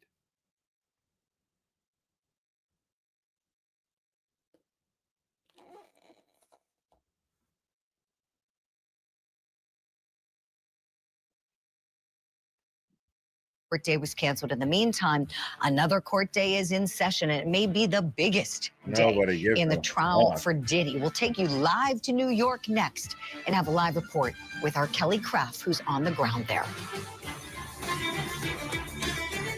Okay, that's the Diddy thing.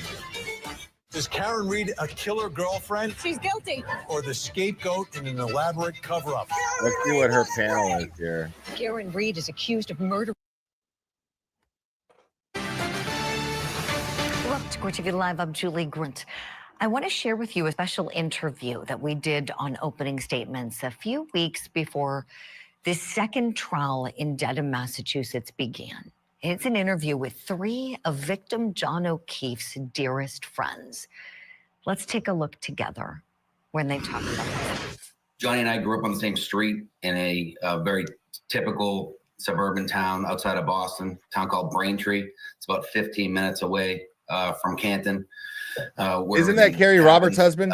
But growing up, it was a pretty prototypical childhood, kind of tropey in a way, but we played in the neighborhood a lot, rode our bikes a lot, from nursery school all the way up through high school.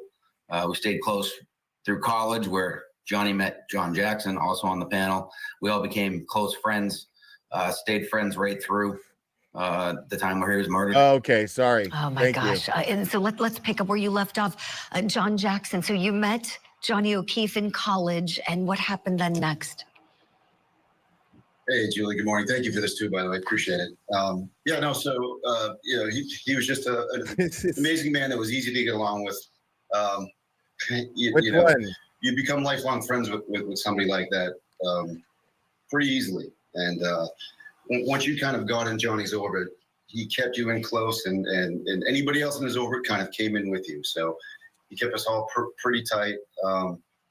He just had that kind of personality about him, and we're going to miss him tremendously. And you can see here there's some support gathering behind this, and we just want everybody to realize, some people are looking at this as entertainment, and some people are looking at this as some sort of way to fulfill something in themselves. But at the end of the day, Johnny's not here with us anymore. For those closest to him, and for many others, we're going to miss him tremendously. And that's why we appreciate you having us on today, Julie. Oh, most certainly, John. And exonerating Karen Reed is step one to getting your friend justice, and we're happy to do it, my friend. Jackie, I know that you ended up meeting Johnny. This is after college, when he's working professionally as a police officer, and through a connection with your He's a ginger bully. He's a dipshit. Fuck that guy. Husband.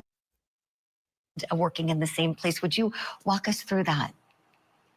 Sure. I actually knew John just from being around in South Boston, my 20s, and socially before I met my husband. And he was actually with my husband the day that we met.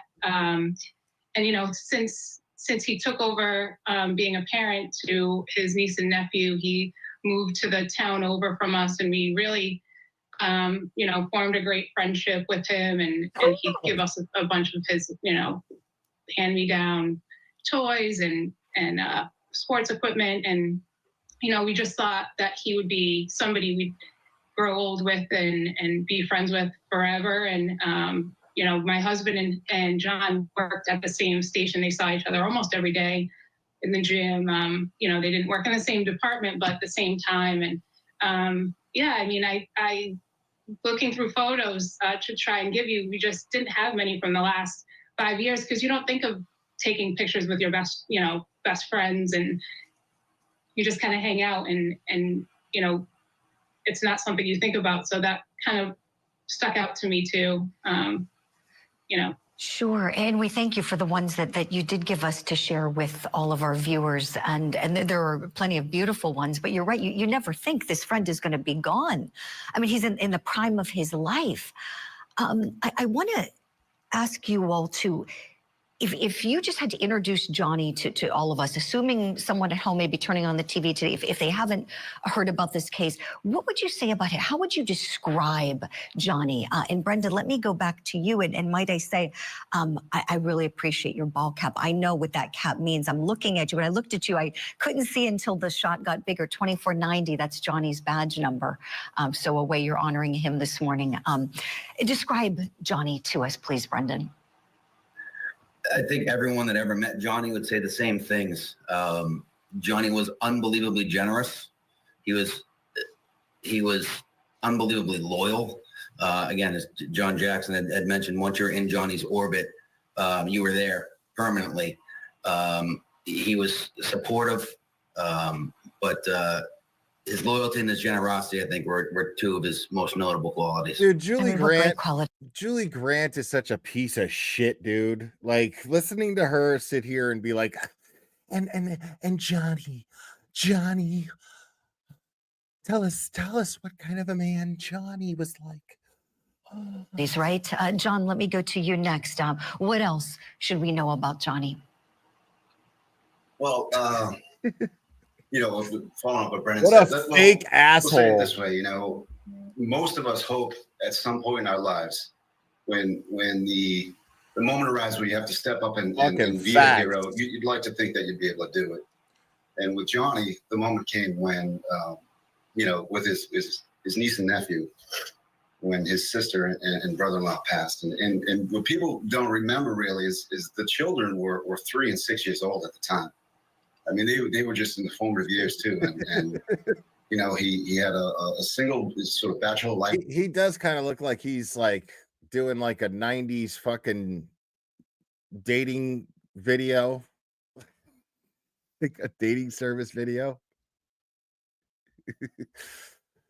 Like, bro, I'm not gonna do it, man. I'm just gonna let it go. Lifestyle as a Boston cop, and he put that all on hold, and he just raised those kids. So when you think about a 3-year-old and a 6-year-old going through what they went through, and then Johnny being there, those moments when they wake up in the middle of the night, he was there. He was there for everything. And if you need to know who he was, that's him. So a hero.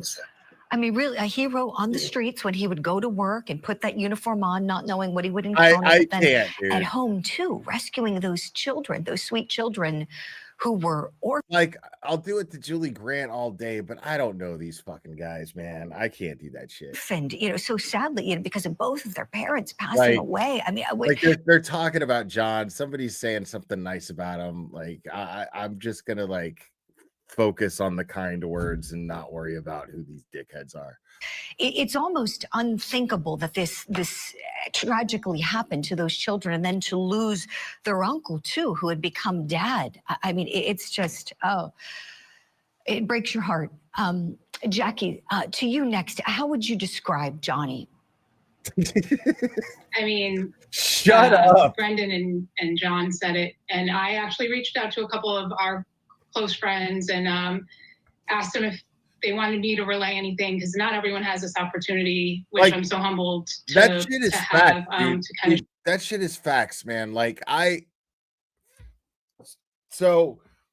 had a friend who was murdered a while back, and it was kind of high profile, but it was an open and shut case. Like, they caught the guys, one of them rolled over on the other, end of story. It didn't catch that much attention because there was no like manhunt, you know what I mean?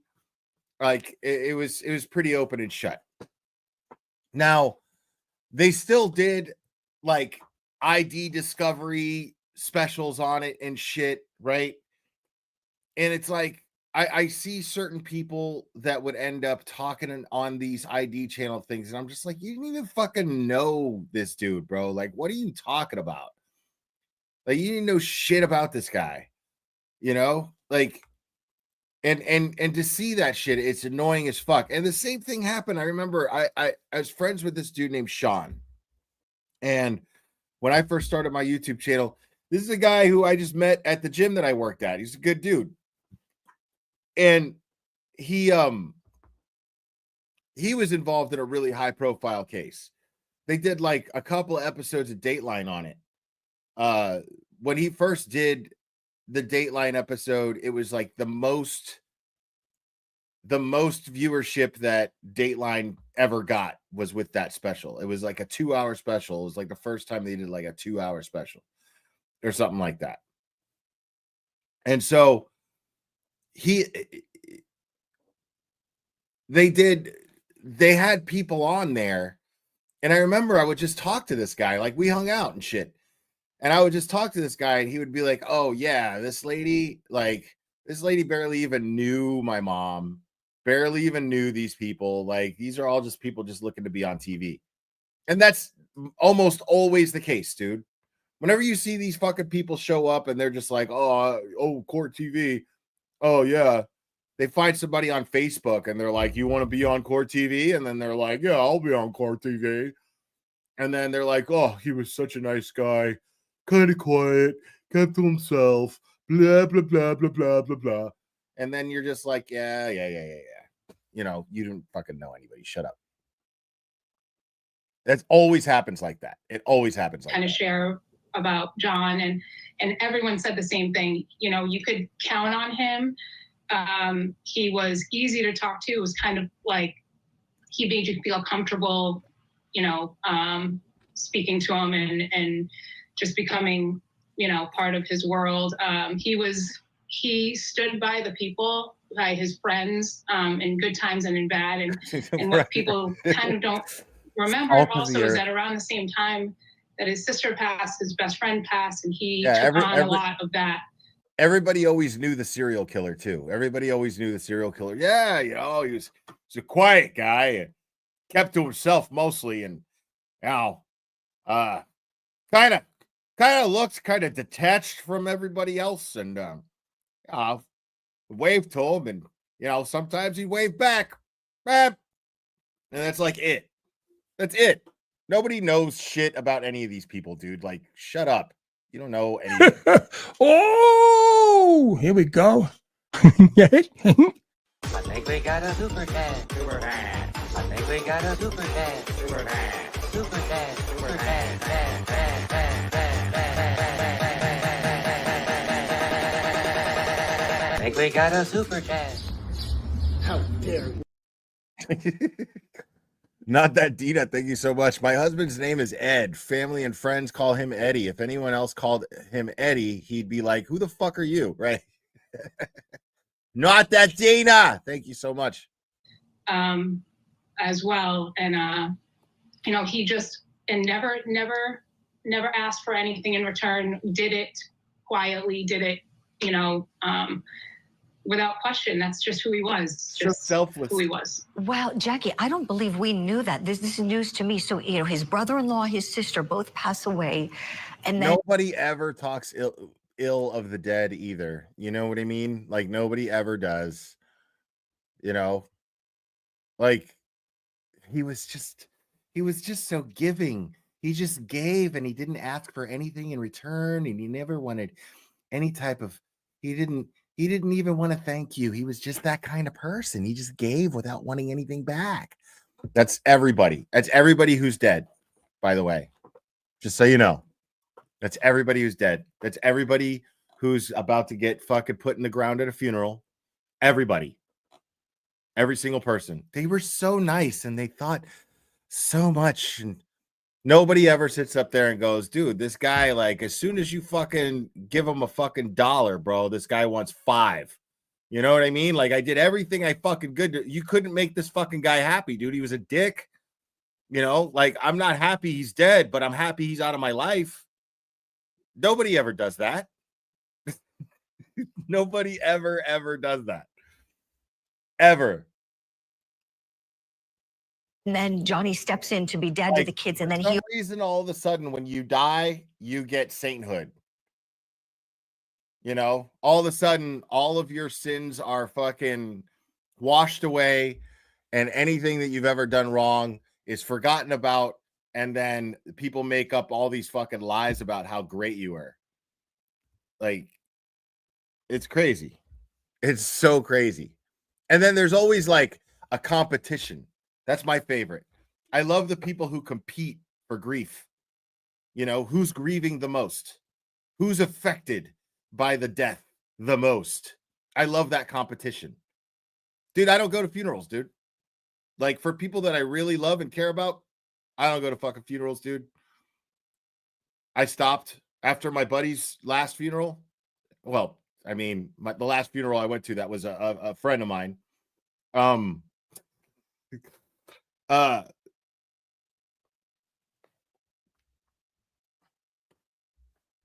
1 second.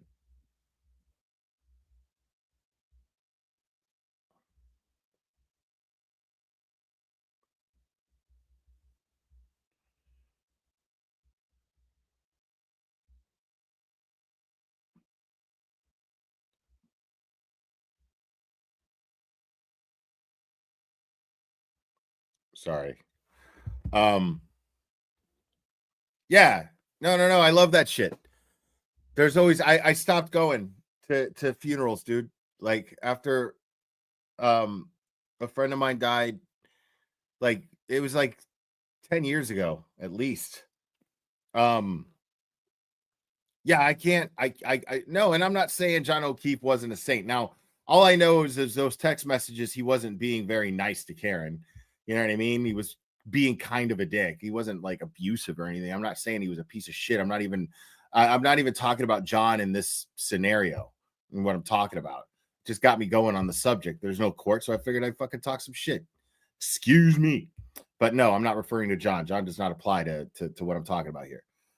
But yeah, man, like there's always those people. You notice that they're one upping each other and being passive aggressive as fuck at the funeral, like at the wake.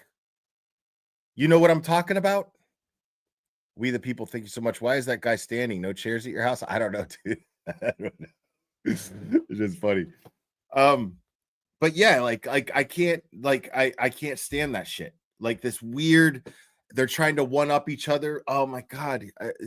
I remember when so and so, the person who's dead, so and so, they came to my house and and I remember they were so hungry and I fed them and they were so nice and blah blah blah and then the other person go, oh yeah, like I mean, I remember, I didn't mind. I would help him whenever he could. He needed money for a new tire and I was there for him and need money for a new tire. Yeah, but yeah, it was just, I love doing things like that for them and blah blah blah. And then it's this one upping that goes and you just got to sit there and not have an appetite because you're fucking sick with grief because you lost your friend. And now the people that you love, that this person loved, that you're surrounded by, are acting like assholes.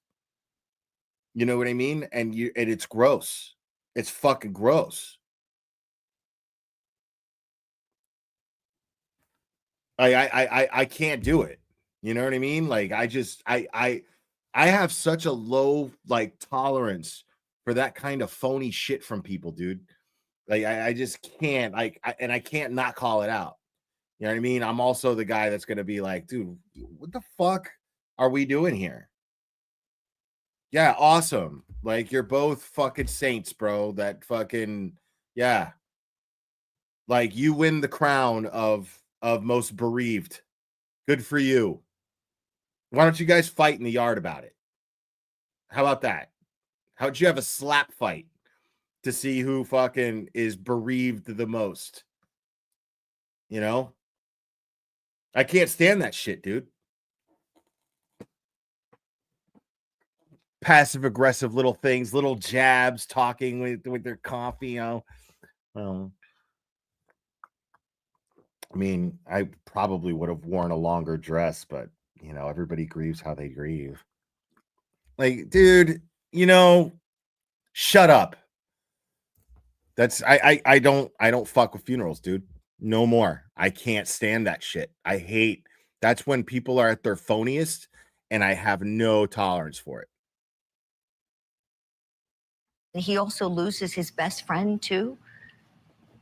It was a little bit prior to him stepping in, a couple of months prior, but another Boston police officer who is one of his best and dearest friends, and John is actually the godfather to his son. Yeah, I mean, he took on a lot there too, and he just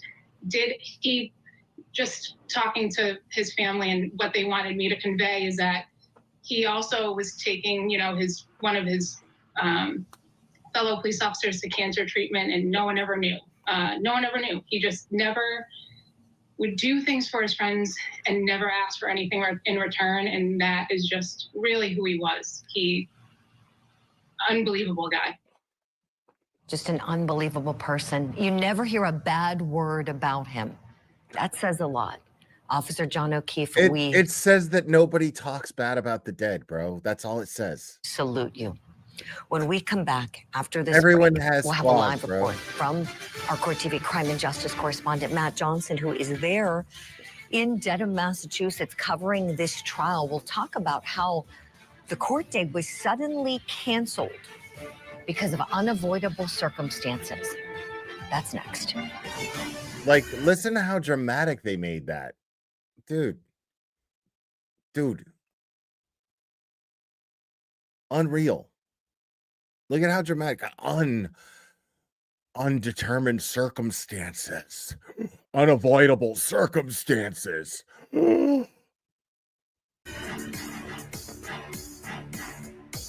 Like, for all we know, Karen got an allergy attack from something she ate and then decided, hey, I need an hour.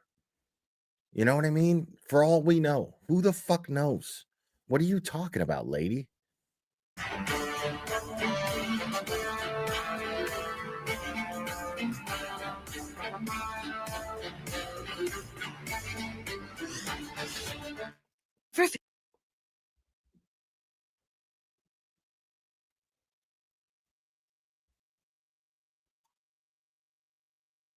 Is that? Oh, would be go. Court TV Live. We are all ready to continue with our coverage in Dedham, Massachusetts, in the case against defendant Karen Reed. This is over the death of her boyfriend, Boston police officer John O'Keefe. And it seems that everyone expected today to be a go, and then suddenly there was notice from court administration that court would be canceled today. And our team is on the ground there working to get some answers for us. I want to bring in now Court TV crime and justice correspondent Matt Johnson. Oh, you see what I'm doing right now? Look at what I'm doing right now. Take note of what I'm doing right now, Court TV.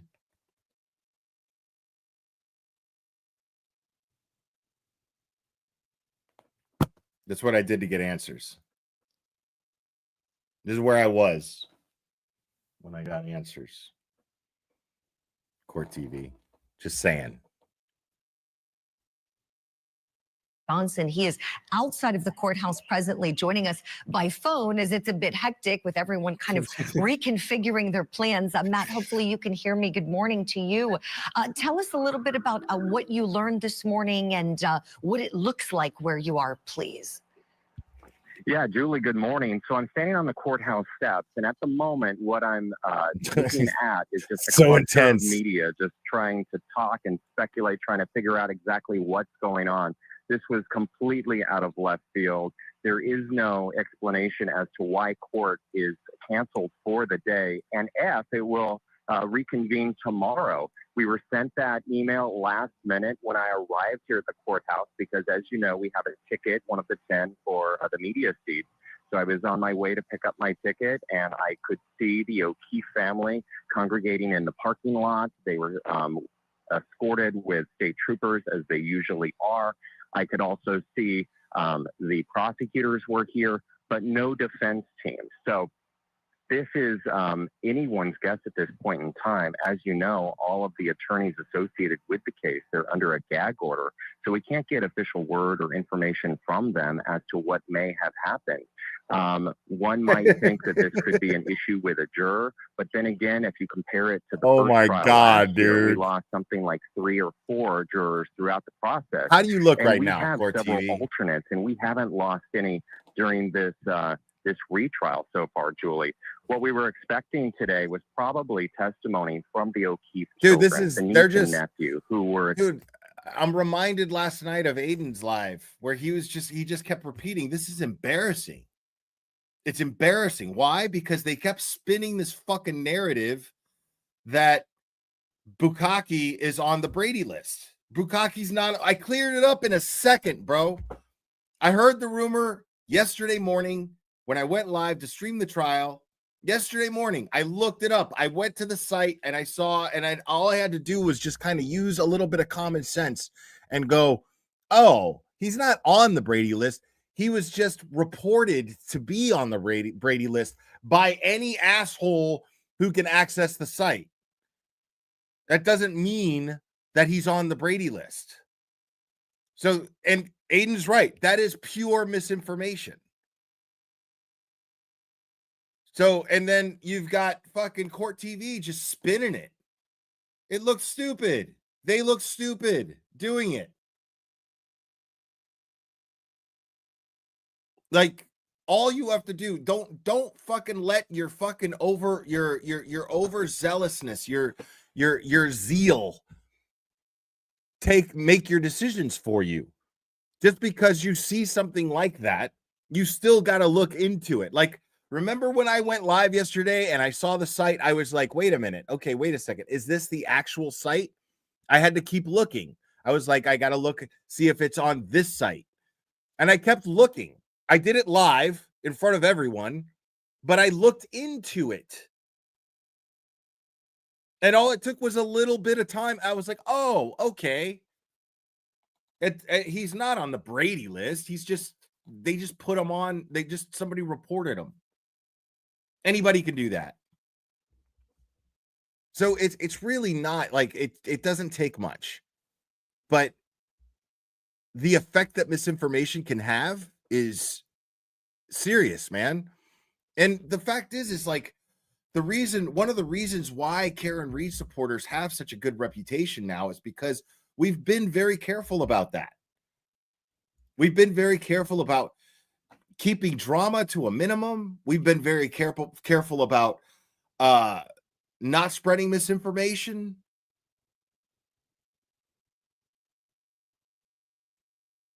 And we've done this to where we can express ourselves freely. Because if anybody tries to criticize me and how I do things, I could say, name one thing that I've fucking done that's unethical. Oh, well, you use the word retard. That's not unethical. That's free speech. Fuck you. If you don't like the word, don't watch me. Because I use the word. I like the word. I understand that Alan Jackson called it disgusting and vile yesterday. That's Alan Jackson's opinion. I respect Alan Jackson's opinion. And I respect Alan Jackson's method of trying or defending Karen Reed in this case. I respect the fuck out of Alan Jackson. But I'm not going to change how I talk because it might offend someone.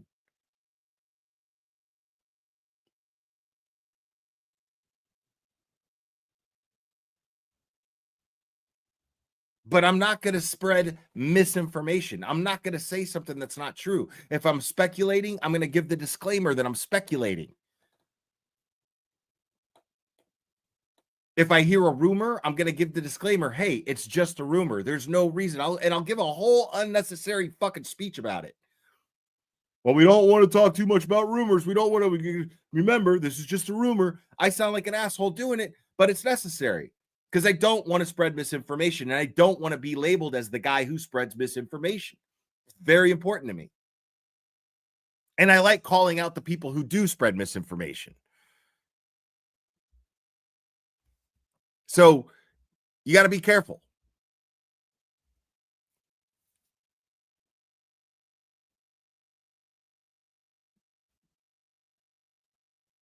Expected to testify, as they did last year, about the breakdown in the relationship. And we were expecting to go in, probably with no cameras, just getting information to our viewers and everyone at home.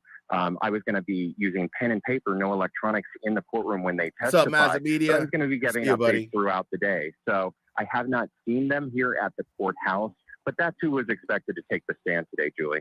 Right, Matt. So that adds another layer to this, right? The witnesses, when you think about the children. And again, as you noted, we don't know the reasons for this unexpected delay today that will delay the trial all the way till tomorrow morning. But the kids are supposed to be next up, and that's going to be quite a moment, I would imagine, when they each take the stand, a niece and a nephew of John O'Keefe's that he was raising for many years, Matt, as you know, after his sister Kristen passed away and then her husband passed away and the children were orphaned. They're now with Peggy O'Keefe, as we understand it. She and John O'Keefe's father are the parents to the children. And to be clear, when you saw the O'Keefes there, could you tell, were the kids present in the group? When you said you saw several of them, I know they come lots of times with family, friends, seems like advocates. Just curious. Yeah, if when you I think you arrived at the spotted them. courthouse, yeah, when I arrived at the courthouse, I saw two groups with the O'Keefe family. So I saw the supporters, their friends, and some family members in the parking lot when I arrived. And they were being escorted. Bro, look at Aaron O'Keefe, dude. Like, just sitting there in fucking pure shame, dude. Like, she's got to sit with her husband behind her, dude. She can't sit beside her husband. Like, this dude is a fucking disgrace, bro. Like, I'm sorry. It just is. These are things that are. Paul O'Keefe was using his brother's murder trial as a fucking dating site to try to hook up with women, random women on the internet. Dude, that's fucking gross. I'm not saying it's gross to hook up with random women on the internet. Everybody to each their own. I'm saying to use the trial for your brother's murder. Oh, that's not Aaron. Sorry, excuse me. Sorry about that. Thank you for correcting me. But to use your brother's trial as that, like, dude, that's fucking gross. That's gross.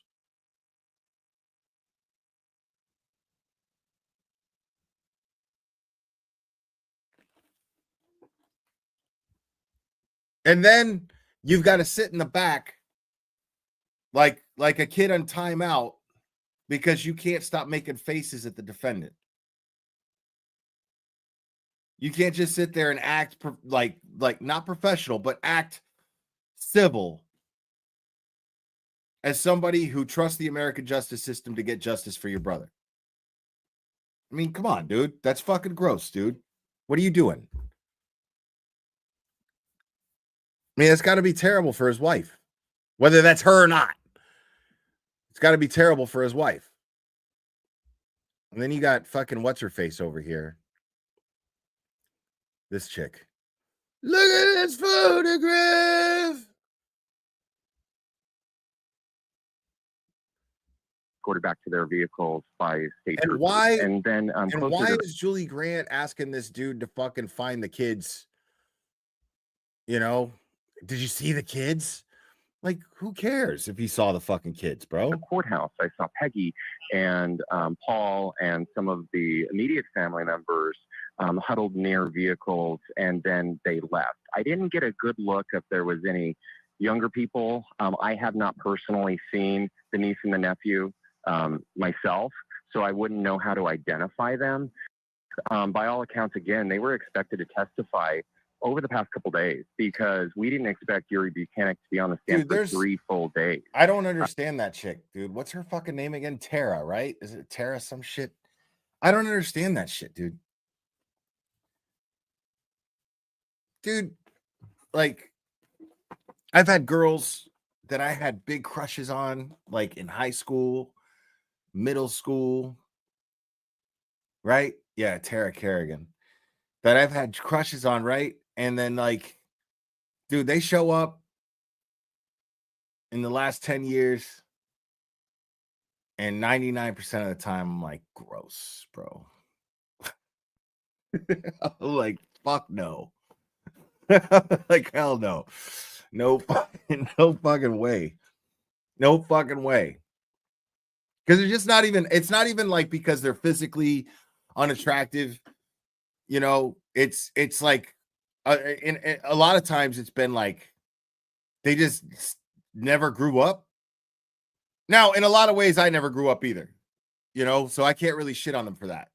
But it's like there's this mentality, this childlike mentality of how relationships are supposed to be and things like that. And you know, and they're just living like they just never fucking, you know, like those were the best days of their lives and shit.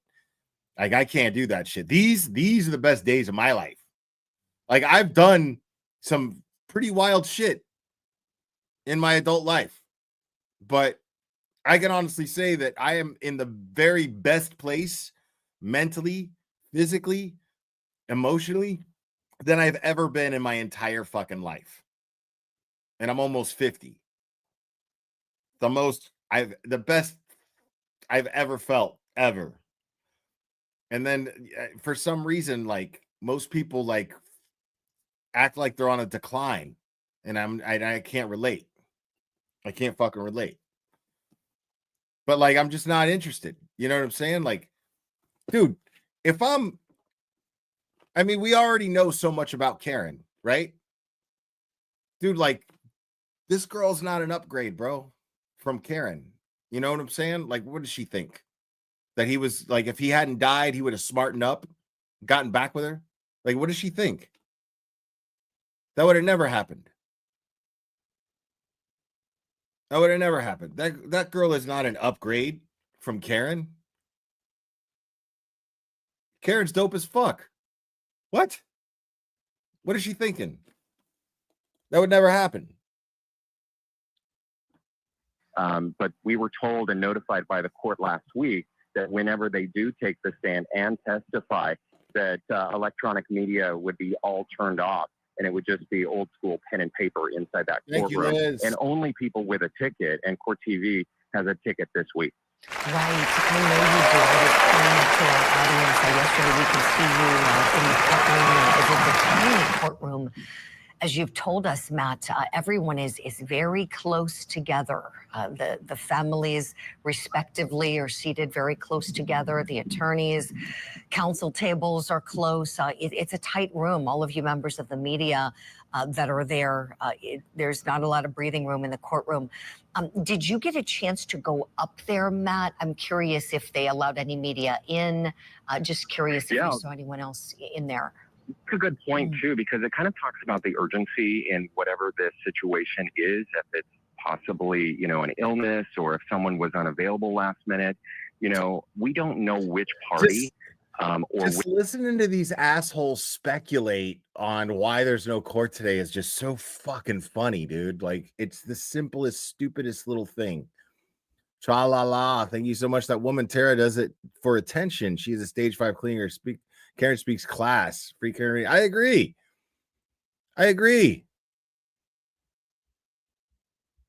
Or witness or judge or juror that this is actually impacting, and then put a halt on the trial for the day. We don't have that information. But by all accounts, we thought that it was a regular day of testimony.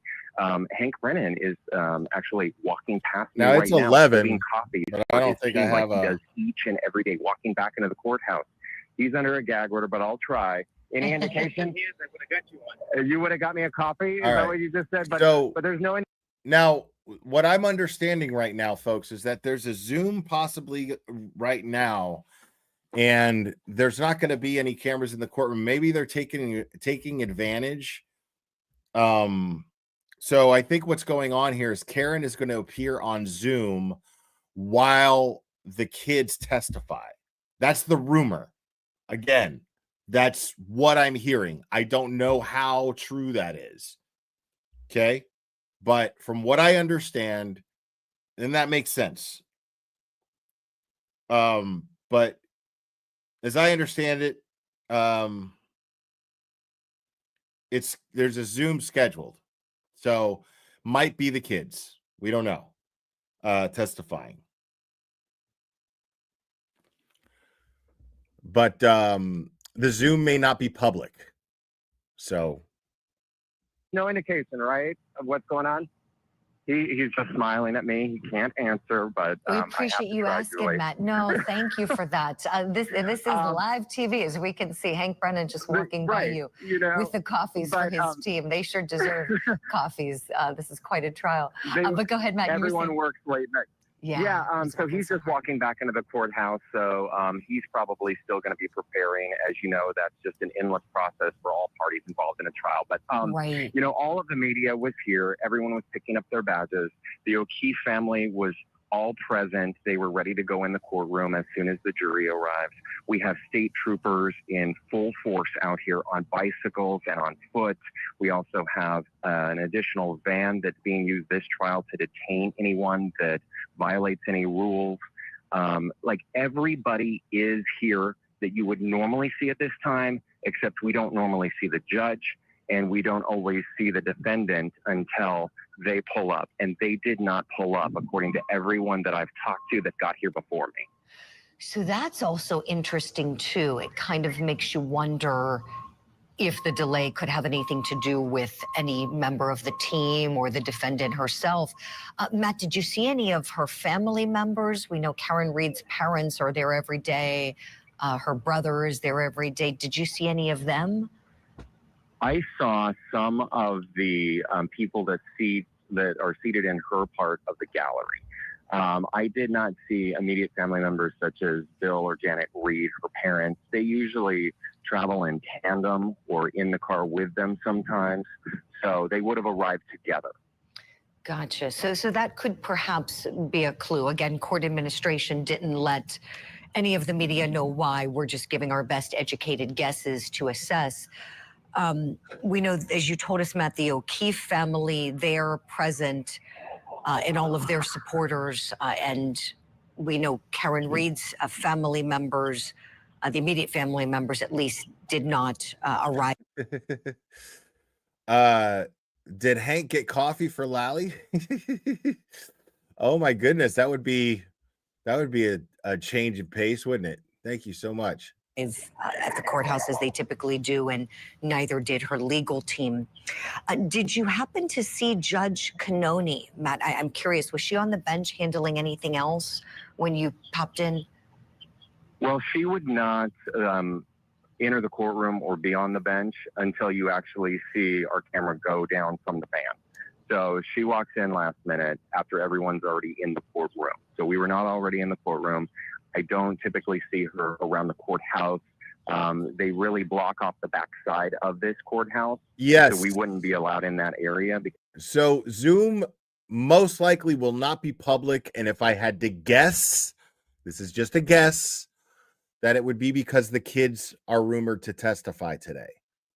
So the purpose of the Zoom is because Karen wasn't feeling well. So the court gave her and her team the day.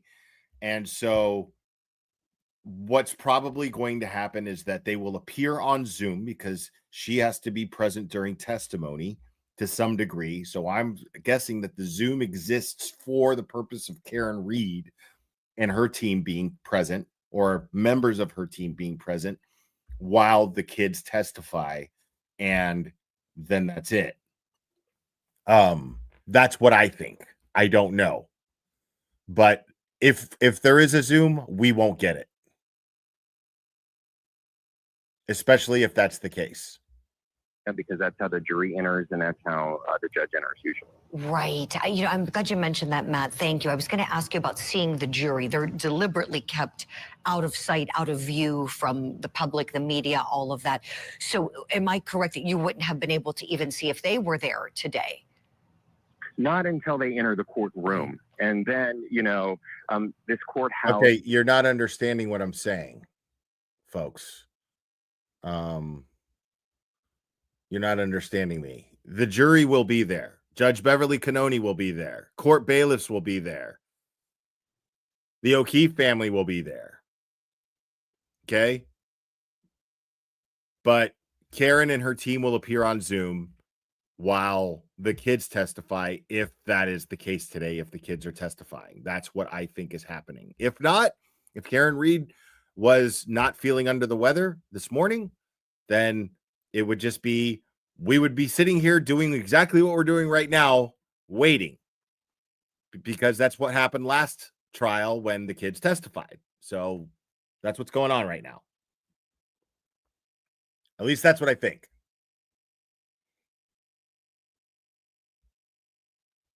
else, they're being very particular about what information they share, and we wouldn't even hear if a juror was dismissed until I'm actually counting the jurors that enter the courtroom. It's like that type of situation with this particular trial. Understood. Well, this is all really helpful. Matt, I know you're asking the questions and trying to get some answers for us as to why there was this delay today. We'll look forward to keeping in touch and talking with you more throughout the day. I'll let you hang up the phone and get back to business, but thank you much for that update, business. Matt Johnson. Of course. Have a good day, Julie. You as well. And here's what I want to do now. I want to bring in our legal analyst guest, Attorney Randolph Rice, who's been watching along, someone who's given us tremendous analysis throughout the progression of the case. Randolph, your best educated guess based on what you heard Matt sharing with us. Any thoughts? I'm just entertaining myself right now because I find that shit really funny of watching court TV fucking trip over their own feet trying to figure out why the fuck there's no court today. Which is hilarious to me. On where the delay might be. Well, Matt did a great job reporting on this, and it seems like he's giving the best information that there is because the court is playing it pretty close to the vest this morning, telling that the state is there, although they probably have their offices there, so that's not too much of an indicator. The defense obviously knew early enough this morning to not show up, so maybe this decision was made in the early hours. It could be, again, we're guessing, it could be Judge Cannoni had something she needed to take care of. It could be an illness. Maybe Judge Cannoni's, come down with some sort of sickness. So there are so many different things. I think Matt does make a good point that if it was a juror, they would have just excused the juror and brought an alternative. And like we said earlier, this is a win for both sides because they have a day to prep or sort of catch up or take a day to rest. So I'm sure they're both counting this as a blessing. Right. Randolph, it's just like what you said earlier, how you were saying it's found time when you're a trial attorney and you get a moment to just take a deep breath. And as I love they need a legal analyst to try to figure out what's going on. Listen, bro. El Jefe, Esquire, Court TV. All right. When are you going to learn? When are you going to learn? Like, legal expert extraordinaire right here already knows what's going on. Just so you know. As Matt shared with us, get a cup of coffee. Hank Brennan bringing coffee to his team every morning, getting ready. So hopefully they're going to be going over things, using the time wisely. Certainly both sides would be doing that. Karen Reed's team, wherever they are today, we just know not at the courthouse. And I am in agreement with you. That is a great point Matt brought up with the jurors. There were enough alternates selected that if they wanted to just keep on moving with the jury, they certainly could and could excuse someone. So perhaps it has to do with a witness or a party or the judge. We'll let you know if we have any updates. Randolph, stand by kindly, please. We'll hit a break now. And when we come back, we're going to show you the rest of my interview with John O'Keefe's dearest friends.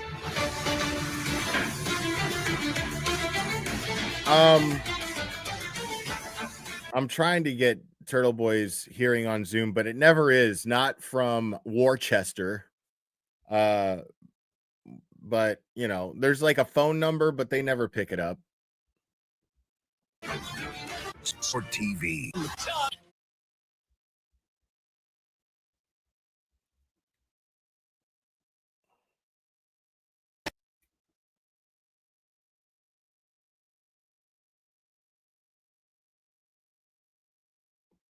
This is a live look outside of the court. This his artist, his protege, and the person who largely was the catalyst for the federal investigation.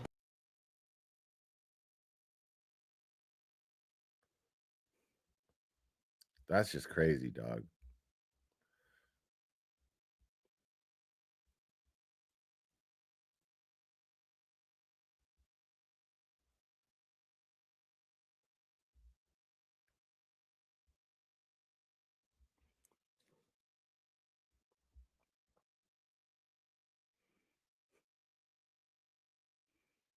Yeah, I want to know what happened.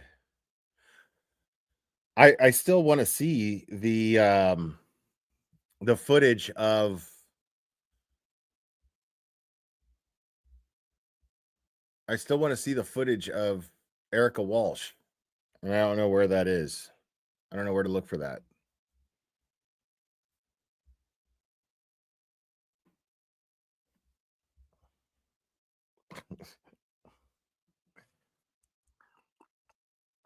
I know. That's what I said. Worcester. I got it. Yeah, you guys are acting like I can't read, bro. Like Worcester. I'm saying it. Worcester. I got it. Jesus. People are thick.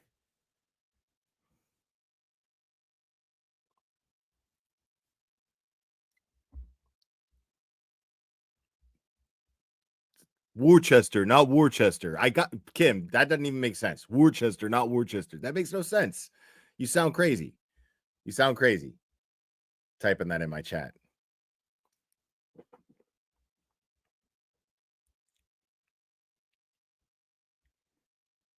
Worcester, not Worcester. What the fuck does that even mean?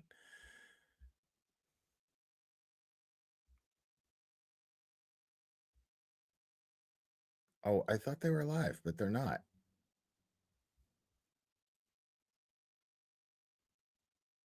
They're not. Okay.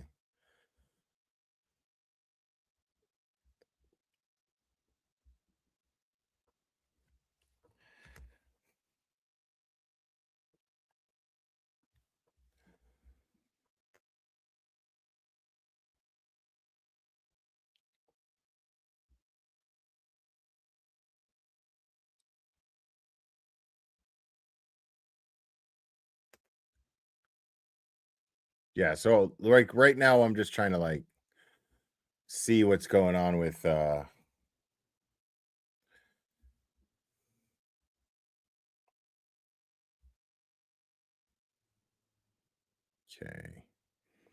Yeah, I've been told testimony in the Karen Reed trial was canceled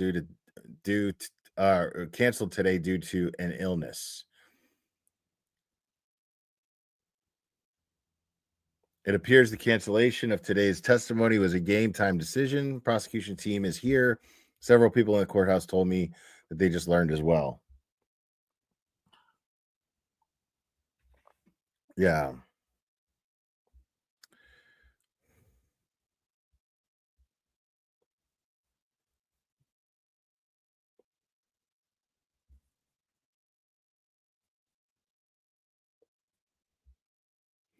There's no H in Worcester. I know the H is silent. That's why I never understand what is going on with y'all's names in your towns outside of Boston. It's weird.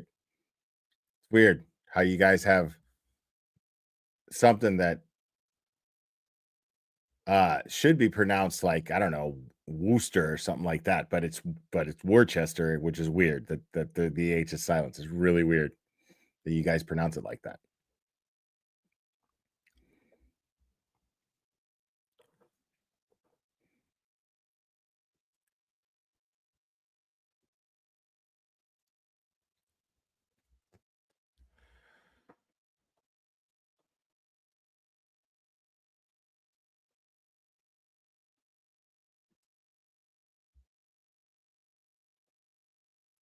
Let's see if Aiden has posted anything.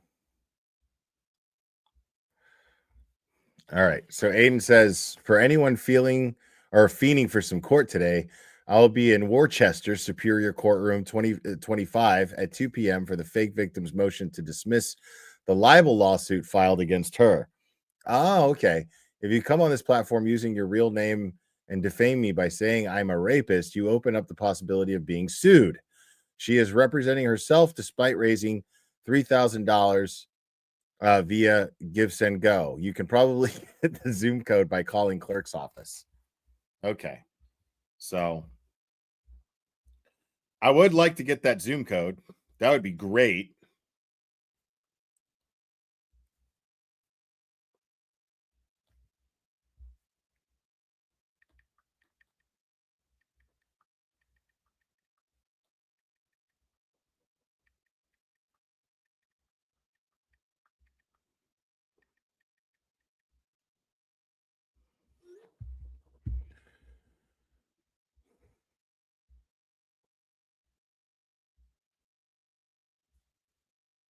Yeah, they never answer the phone. Yeah, freaking Worcester court. No good.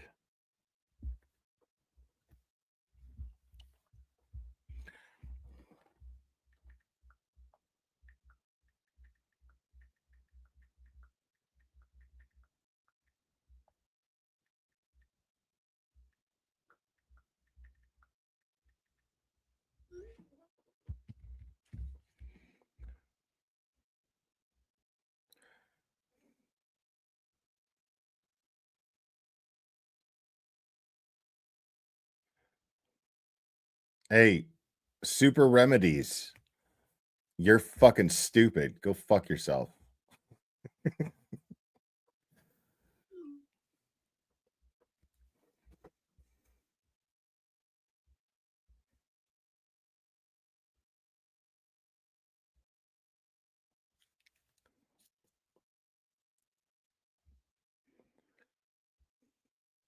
Dude, I keep saying I know Worcester. I got it. You guys just keep spelling Worcester all weird in different ways, and I don't understand why you keep doing that. It's really bizarre.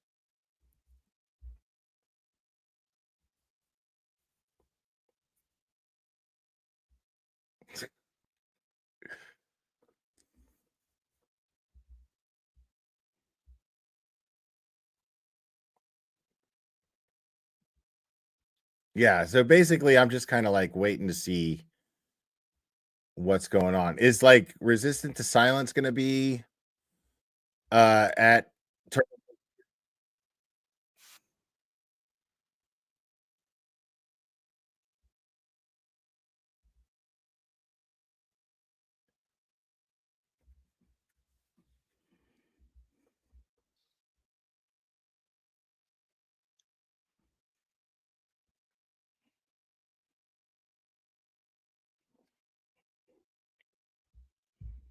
now We're saying social services now told her to take the baby and get out of there. But we do know that see, he's talking about a completely different case. This guy went all the way to Boston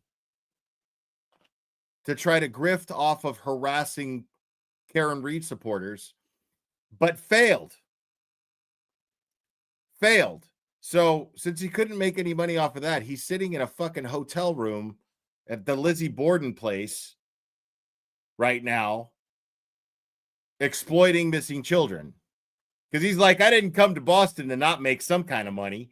So now he's exploiting missing children from Boston because he can't do anything else. It's awesome. I mean, Daniel cannot see the child. So maybe she is saying things that she was abused by this man and she's scared of this man, but all of a sudden, but let me tell you this. I don't care how scared I am of somebody. I am not letting you hurt my child. Okay? I am not letting you do it. I'm not letting you get away with it. And to go what some that's people another one. Leo Minister. Like you guys have like Leo Minister towns and Worcester towns. I don't understand why you guys don't get it.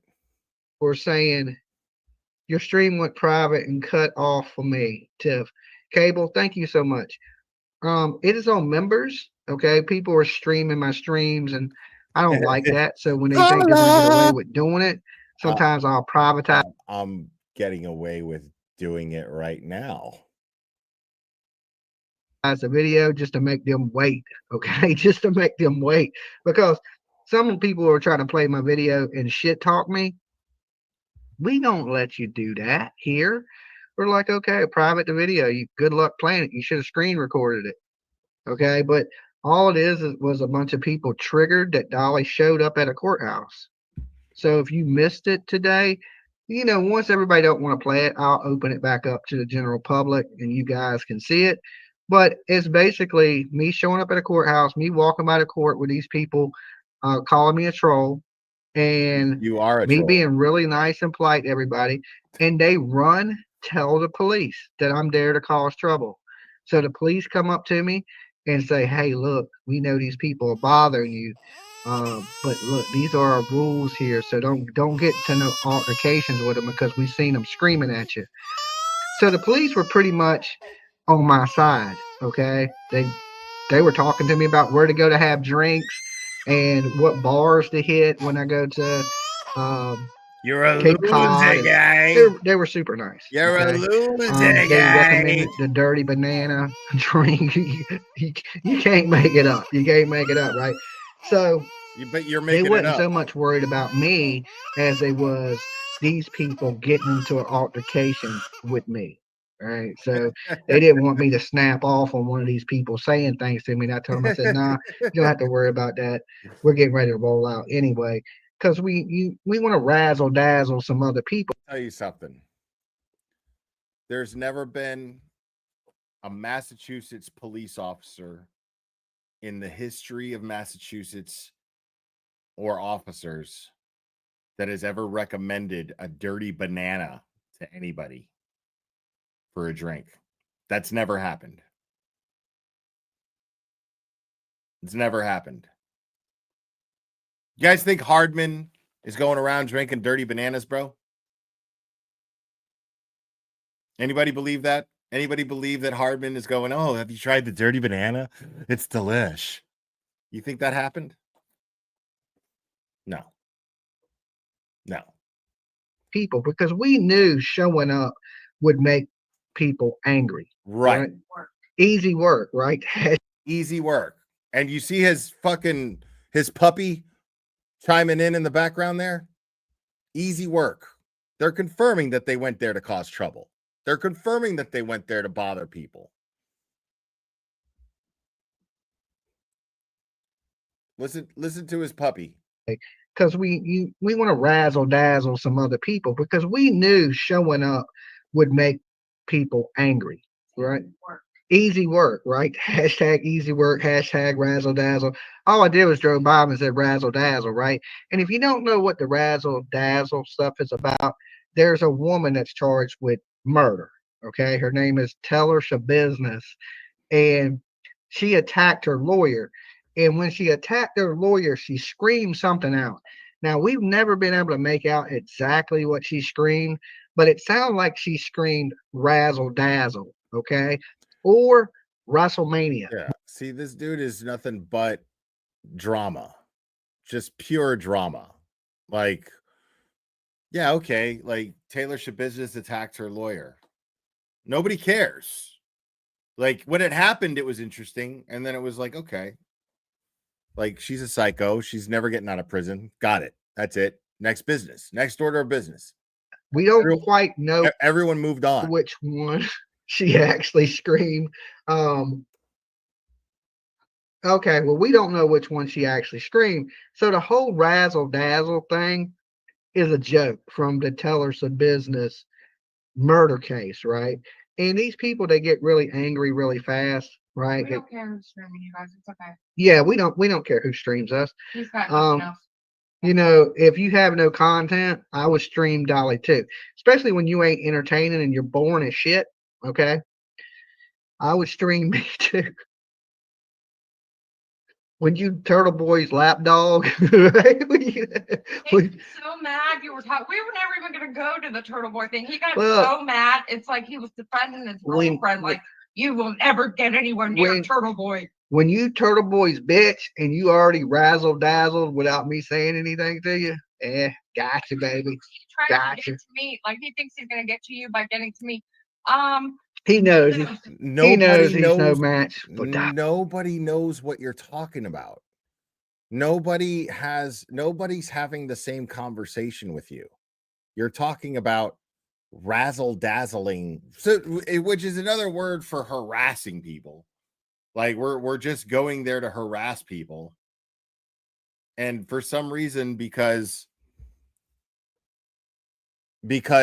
the supporters of Karen Reed gave a heads up to law enforcement there because they've developed a relationship with the law enforcement there over a span of 2 years.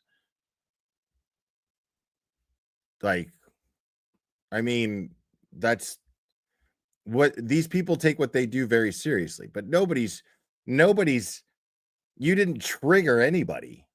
You never got the opportunity to. That's the whole point. Is like you don't know who you're fucking with. You don't know what type of people you're dealing with. These are not people who are playing games. These are not people who are using drama and shit like that to build their YouTube channels and shit. These are people who believe in something and show up every day, unwavered. Every day. You would know nothing about that. If there wasn't money to be made from it, you wouldn't do it. He knows. So he, he can cry baby all he wants, but all he is a little turtle boy bitch. All I ever see him have is a pretend girlfriend online. Where's man. Cherry at? Cherry's a man. Cherry's a man. He been dating a man for 2 years. I mean, look, we don't even care about that shit anyway. This is the quality of content. To ruffle some feathers, right? Let them get all mad and show the hypocrisy of what they're doing. Like, these are the same people screaming our rights and freedom of speech and all this stuff, but they're willing to take mine away, willing to run to the police and tattle. Nobody wanted you to get arrested. That wasn't at all the intent of informing the police. It was to protect themselves, to say, hey, if something goes down, just know this dude drove all the way from Virginia to start shit. So if something goes down, don't put it on us. That was Dina's point of going to Trooper Hardman. Dina and Trooper Hardman have developed a rapport, which is a necessary rapport, because Trooper Hardman is under orders to arrest Dina, as well as everyone else there is under orders to arrest her if she crosses a boundary wearing a pink shirt, if she crosses a boundary holding a sign, if she crosses the boundary saying free Karen Reed on it, or anything that could be construed in relation to Karen Reed's case. Anything. She's facing jail for that. And the interesting thing is, had Dolly gotten arrested just for showing up or unknowingly crossed the threshold of the buffer zone, wearing his blue shirt that he had on, had he done that, those very people would be advocating for his release. Those very people would be advocating against the Massachusetts State Police and against Judge Cannoni for implementing this ridiculous buffer zone and for placing people under arrest and taking away their First Amendment rights, robbing them of their First Amendment rights. They fight for your First Amendment rights as well as their own, Dolly. That I can guarantee. This is why you had no support out there. Because what happened was, it wasn't that he upset people. It's that he showed up and saw that there was no blue shirts. There's nobody worth a shit that thinks that Karen Reed is guilty. Nobody worth a shit. So there's no split divide in the community.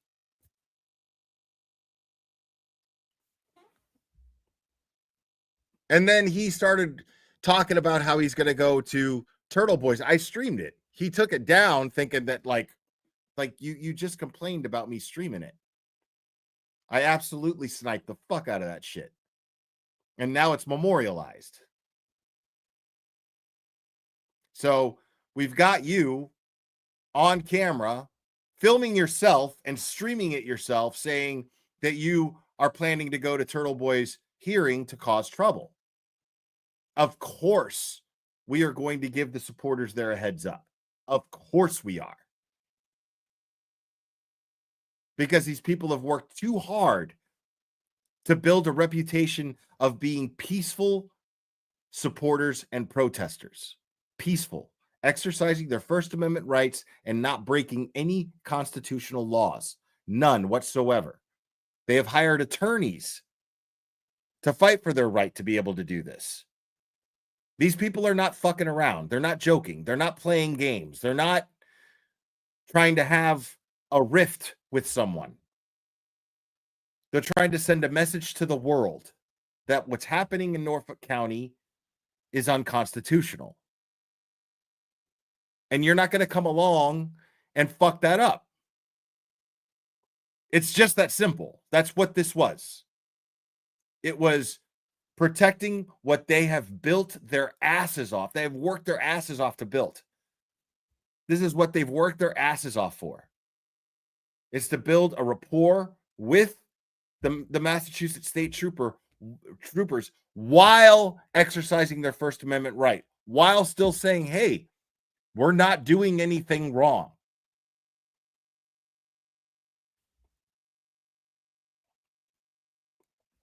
The same corrupt police, right? I thought the police were corrupt.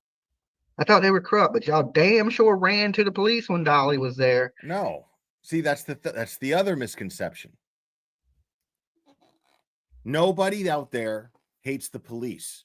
Nobody here that I know of hates the police. Now, you have the right to feel that way, but I don't hate the police. I support the police. I absolutely support the police. I support the Massachusetts State Police still. And I think they're handling things very, very poorly. But I still support the Massachusetts State Police as an entity because I have no choice. There has to be order. And I believe with the right leadership, they could start doing things on the up and up. Because I believe in the importance of what the police stand for, to protect and serve. Absolutely. And all these people are doing are holding the Massachusetts State Police accountable for that. They're not saying, hey, don't respect the police.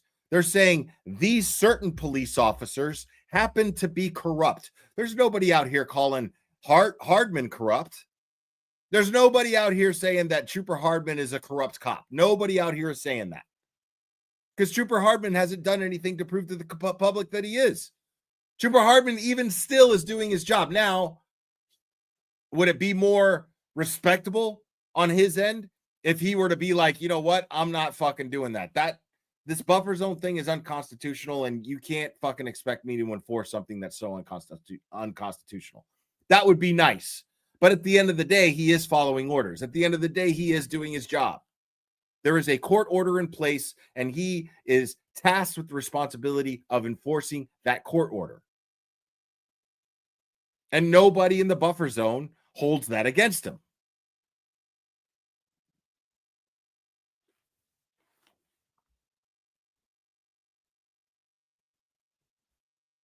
He's out here. He's causing trouble. Good thing they didn't beat me up and throw me in front of the courthouse dead, okay, laying there and let the dog attack me. Good thing they wasn't corrupt. Well, I'd be dead right now, okay? I mean, what are you talking about? So anyway, back to business. Children gone. The police do not believe children that gone. the children are in the woods. Children gone. The domestic violence thing yet? I don't mean to interrupt you. Yes, I was talking about people believe it's domestic violence, Well, but that's what like I dogs said, even if you was beating my ass, I would not let you hurt my children. It's easier said than done, but I meant to tell you before you went live, there's actual history of the dad, her bio dad, Henry. Yeah, fighting with her mom. Yeah, so I knew about that. It could be generational. Like, you can hear her dog jowls when she talks. Okay. Well, I mean, that's hard. I meant to tell you before you Generational. It's generational. went live. There's actual history of the dad, her bio dad, Henry. Yeah, fighting with her mom. Yeah, so I knew about that. It could be generational. Generational. Okay. Well, I mean, that's hard to say. It ain't like you pass it down like genetics, domestic violence.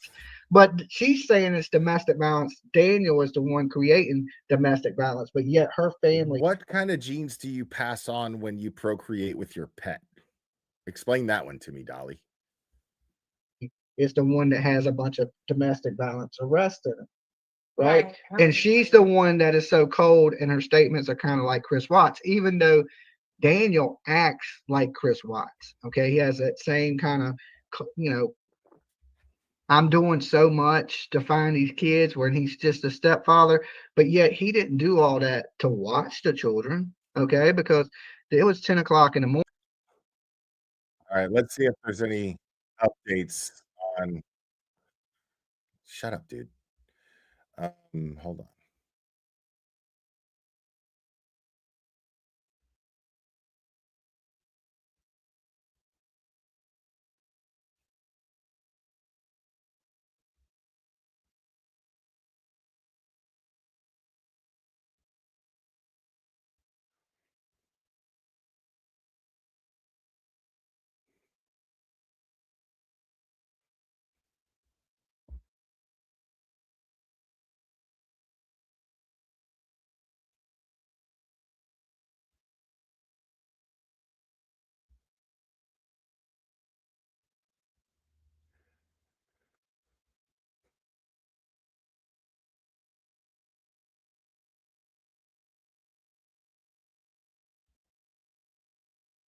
Okay. No, sorry. People just keep sending me stuff, but it's nothing that I want to see. um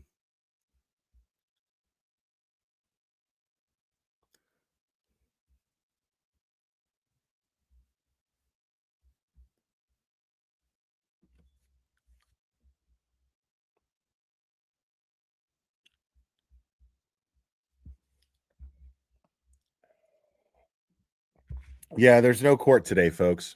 I'm just waiting to see an update. See if there's any update in testimony or anything like that. If there was a Zoom thing. The last tweet that I've got here from Ted Daniel is from an hour ago. So maybe there is no Zoom, maybe there is no testimony at all. But Turtle Boy's case isn't until 2 o'clock, and I may just end this and then come back on for his hearing. But what I can do, honestly, if I'm being honest. All right, let's see. I got an update here. Okay. So today's Zoom there was no testimony today. Okay. It was a scheduling thing. They were trying to figure out some scheduling stuff. And it just wasn't streamed for the public.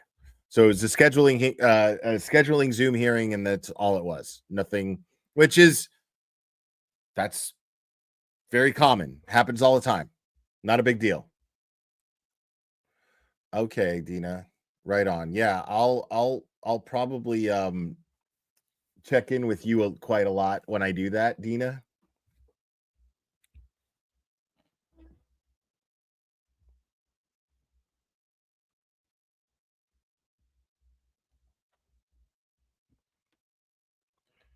All right, let me do this.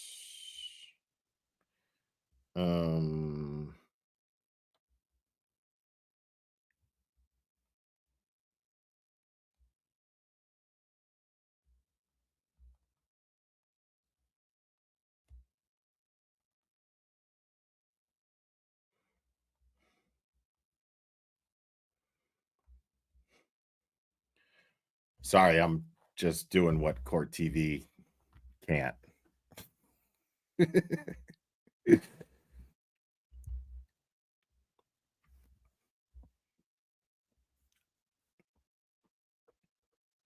Let me do this, man.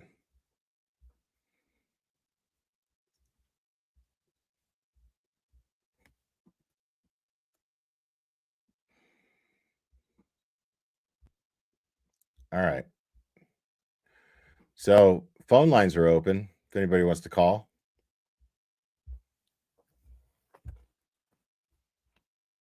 I'll take a couple of calls and then I'll wrap this up and then jump back on before Aiden's hearing starts. Now, I can't promise I'm going to stream it. I don't think I am because I don't think there's a Zoom link for it.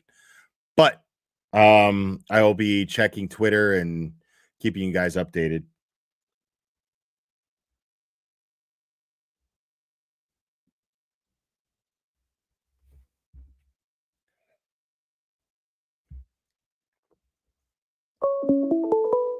Well, he is acknowledging a dog. He co-hosts his stream with it.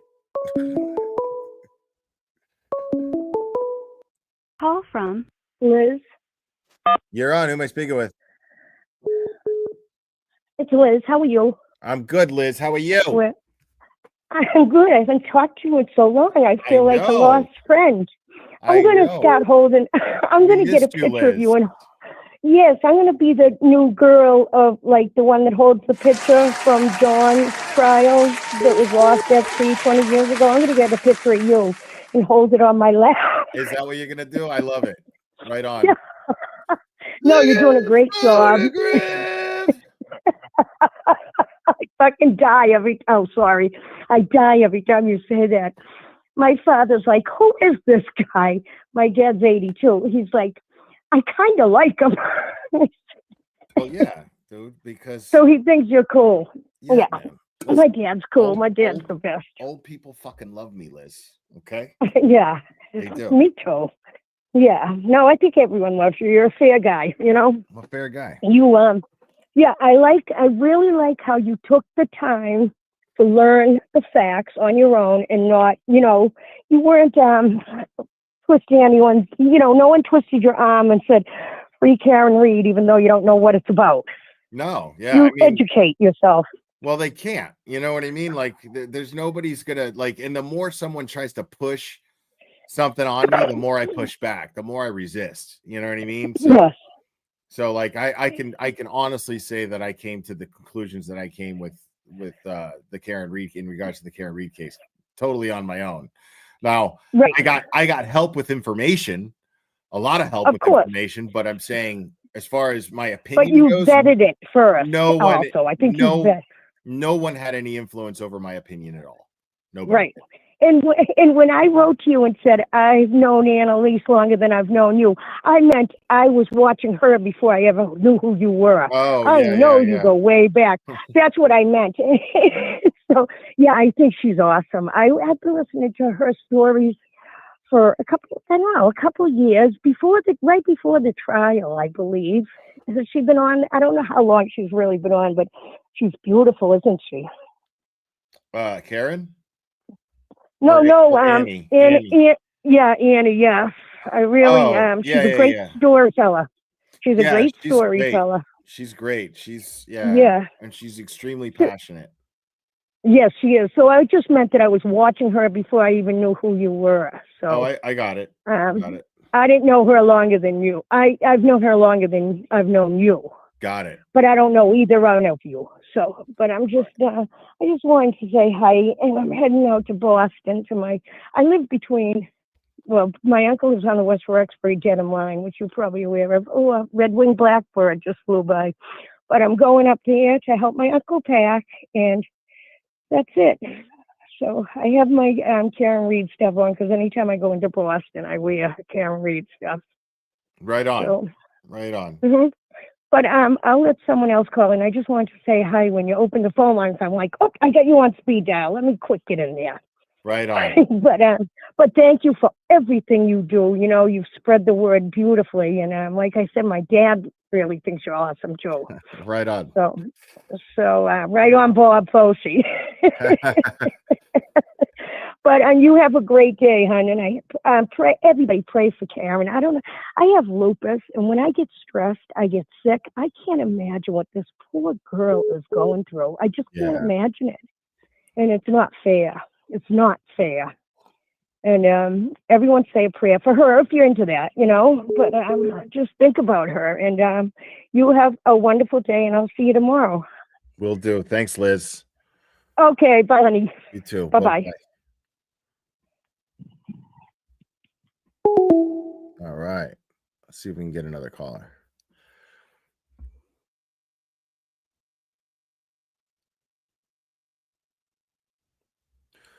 Oh, I don't need Liz to say Worcester. Like,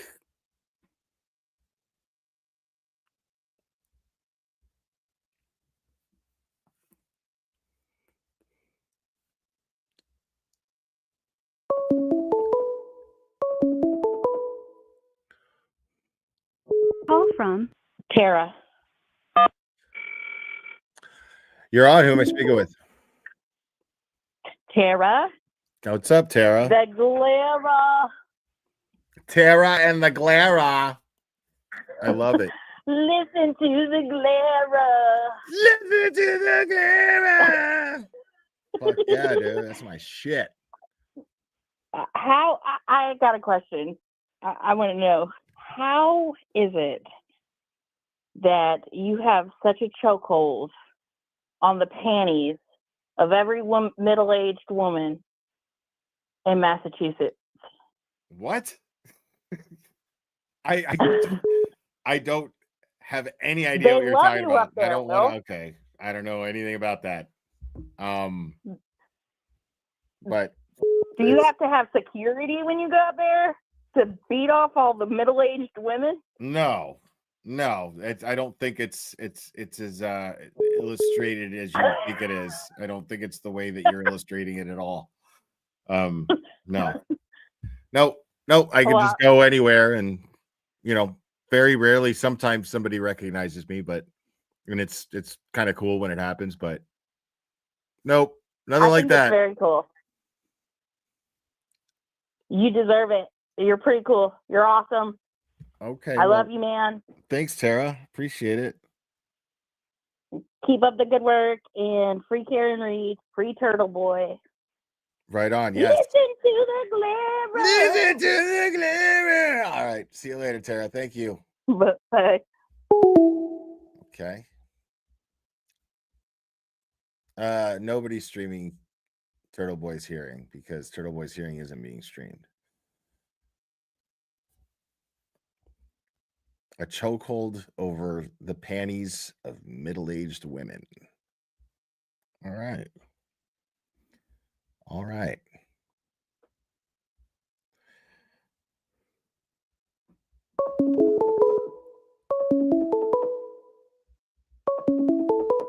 Call from Dana.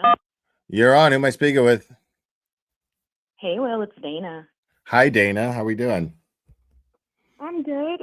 Following up the middle-aged panties call is Yeah, well, I was I'll gonna just go in say. on it. Yeah. Do I have a Okay. do I have a chokehold over your panties? That is a negative. I think you're a pretty cool guy, but that is a negative. All Hey, right, I cool. wanted to tell Good to you know. that I get her point though. I get her point. I've seen the chats and I've seen you in Boston, so I get what she was saying. Okay, hey, I just wanted to tell you really quick that Erica Walsh clip that you were looking for. Yeah.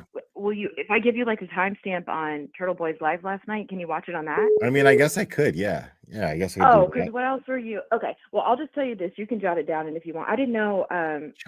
Maybe were you just looking for the? Okay, it's 5713. 5713. I tried to put it in the chat, but it goes so fast. So just a heads up. 5713. Got it. Yep, that's when it starts. So if you want to just jot that down and then do it later. Okay, have a good one. Thanks All for right. being on with us today. No All right, problem. bye. Bye. Listen to the glamour. 5713. Got it. All right. All right. I'm gonna take one more call. That's it. One more call. And then I'm gonna wrap this up. And then we're gonna take care of Clubber. And then we'll jump back on for Turtle Boy's hearing. See what we can get some updates on that.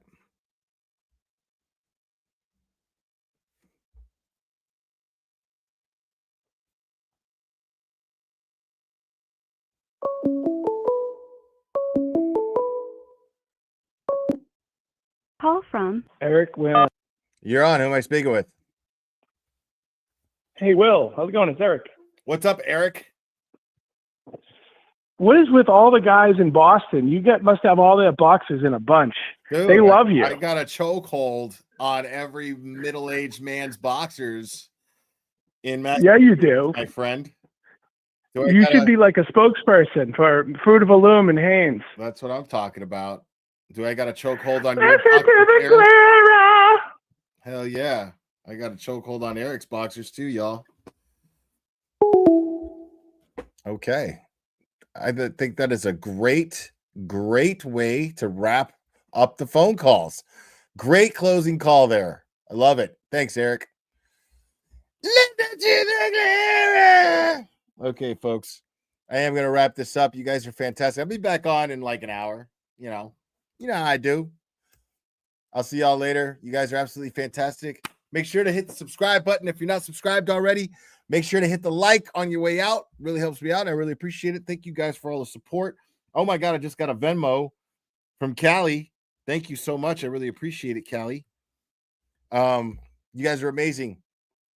I will see you guys back in just a short little bit, which means, folks, that I love you, and we will do this again very, very soon, my friends.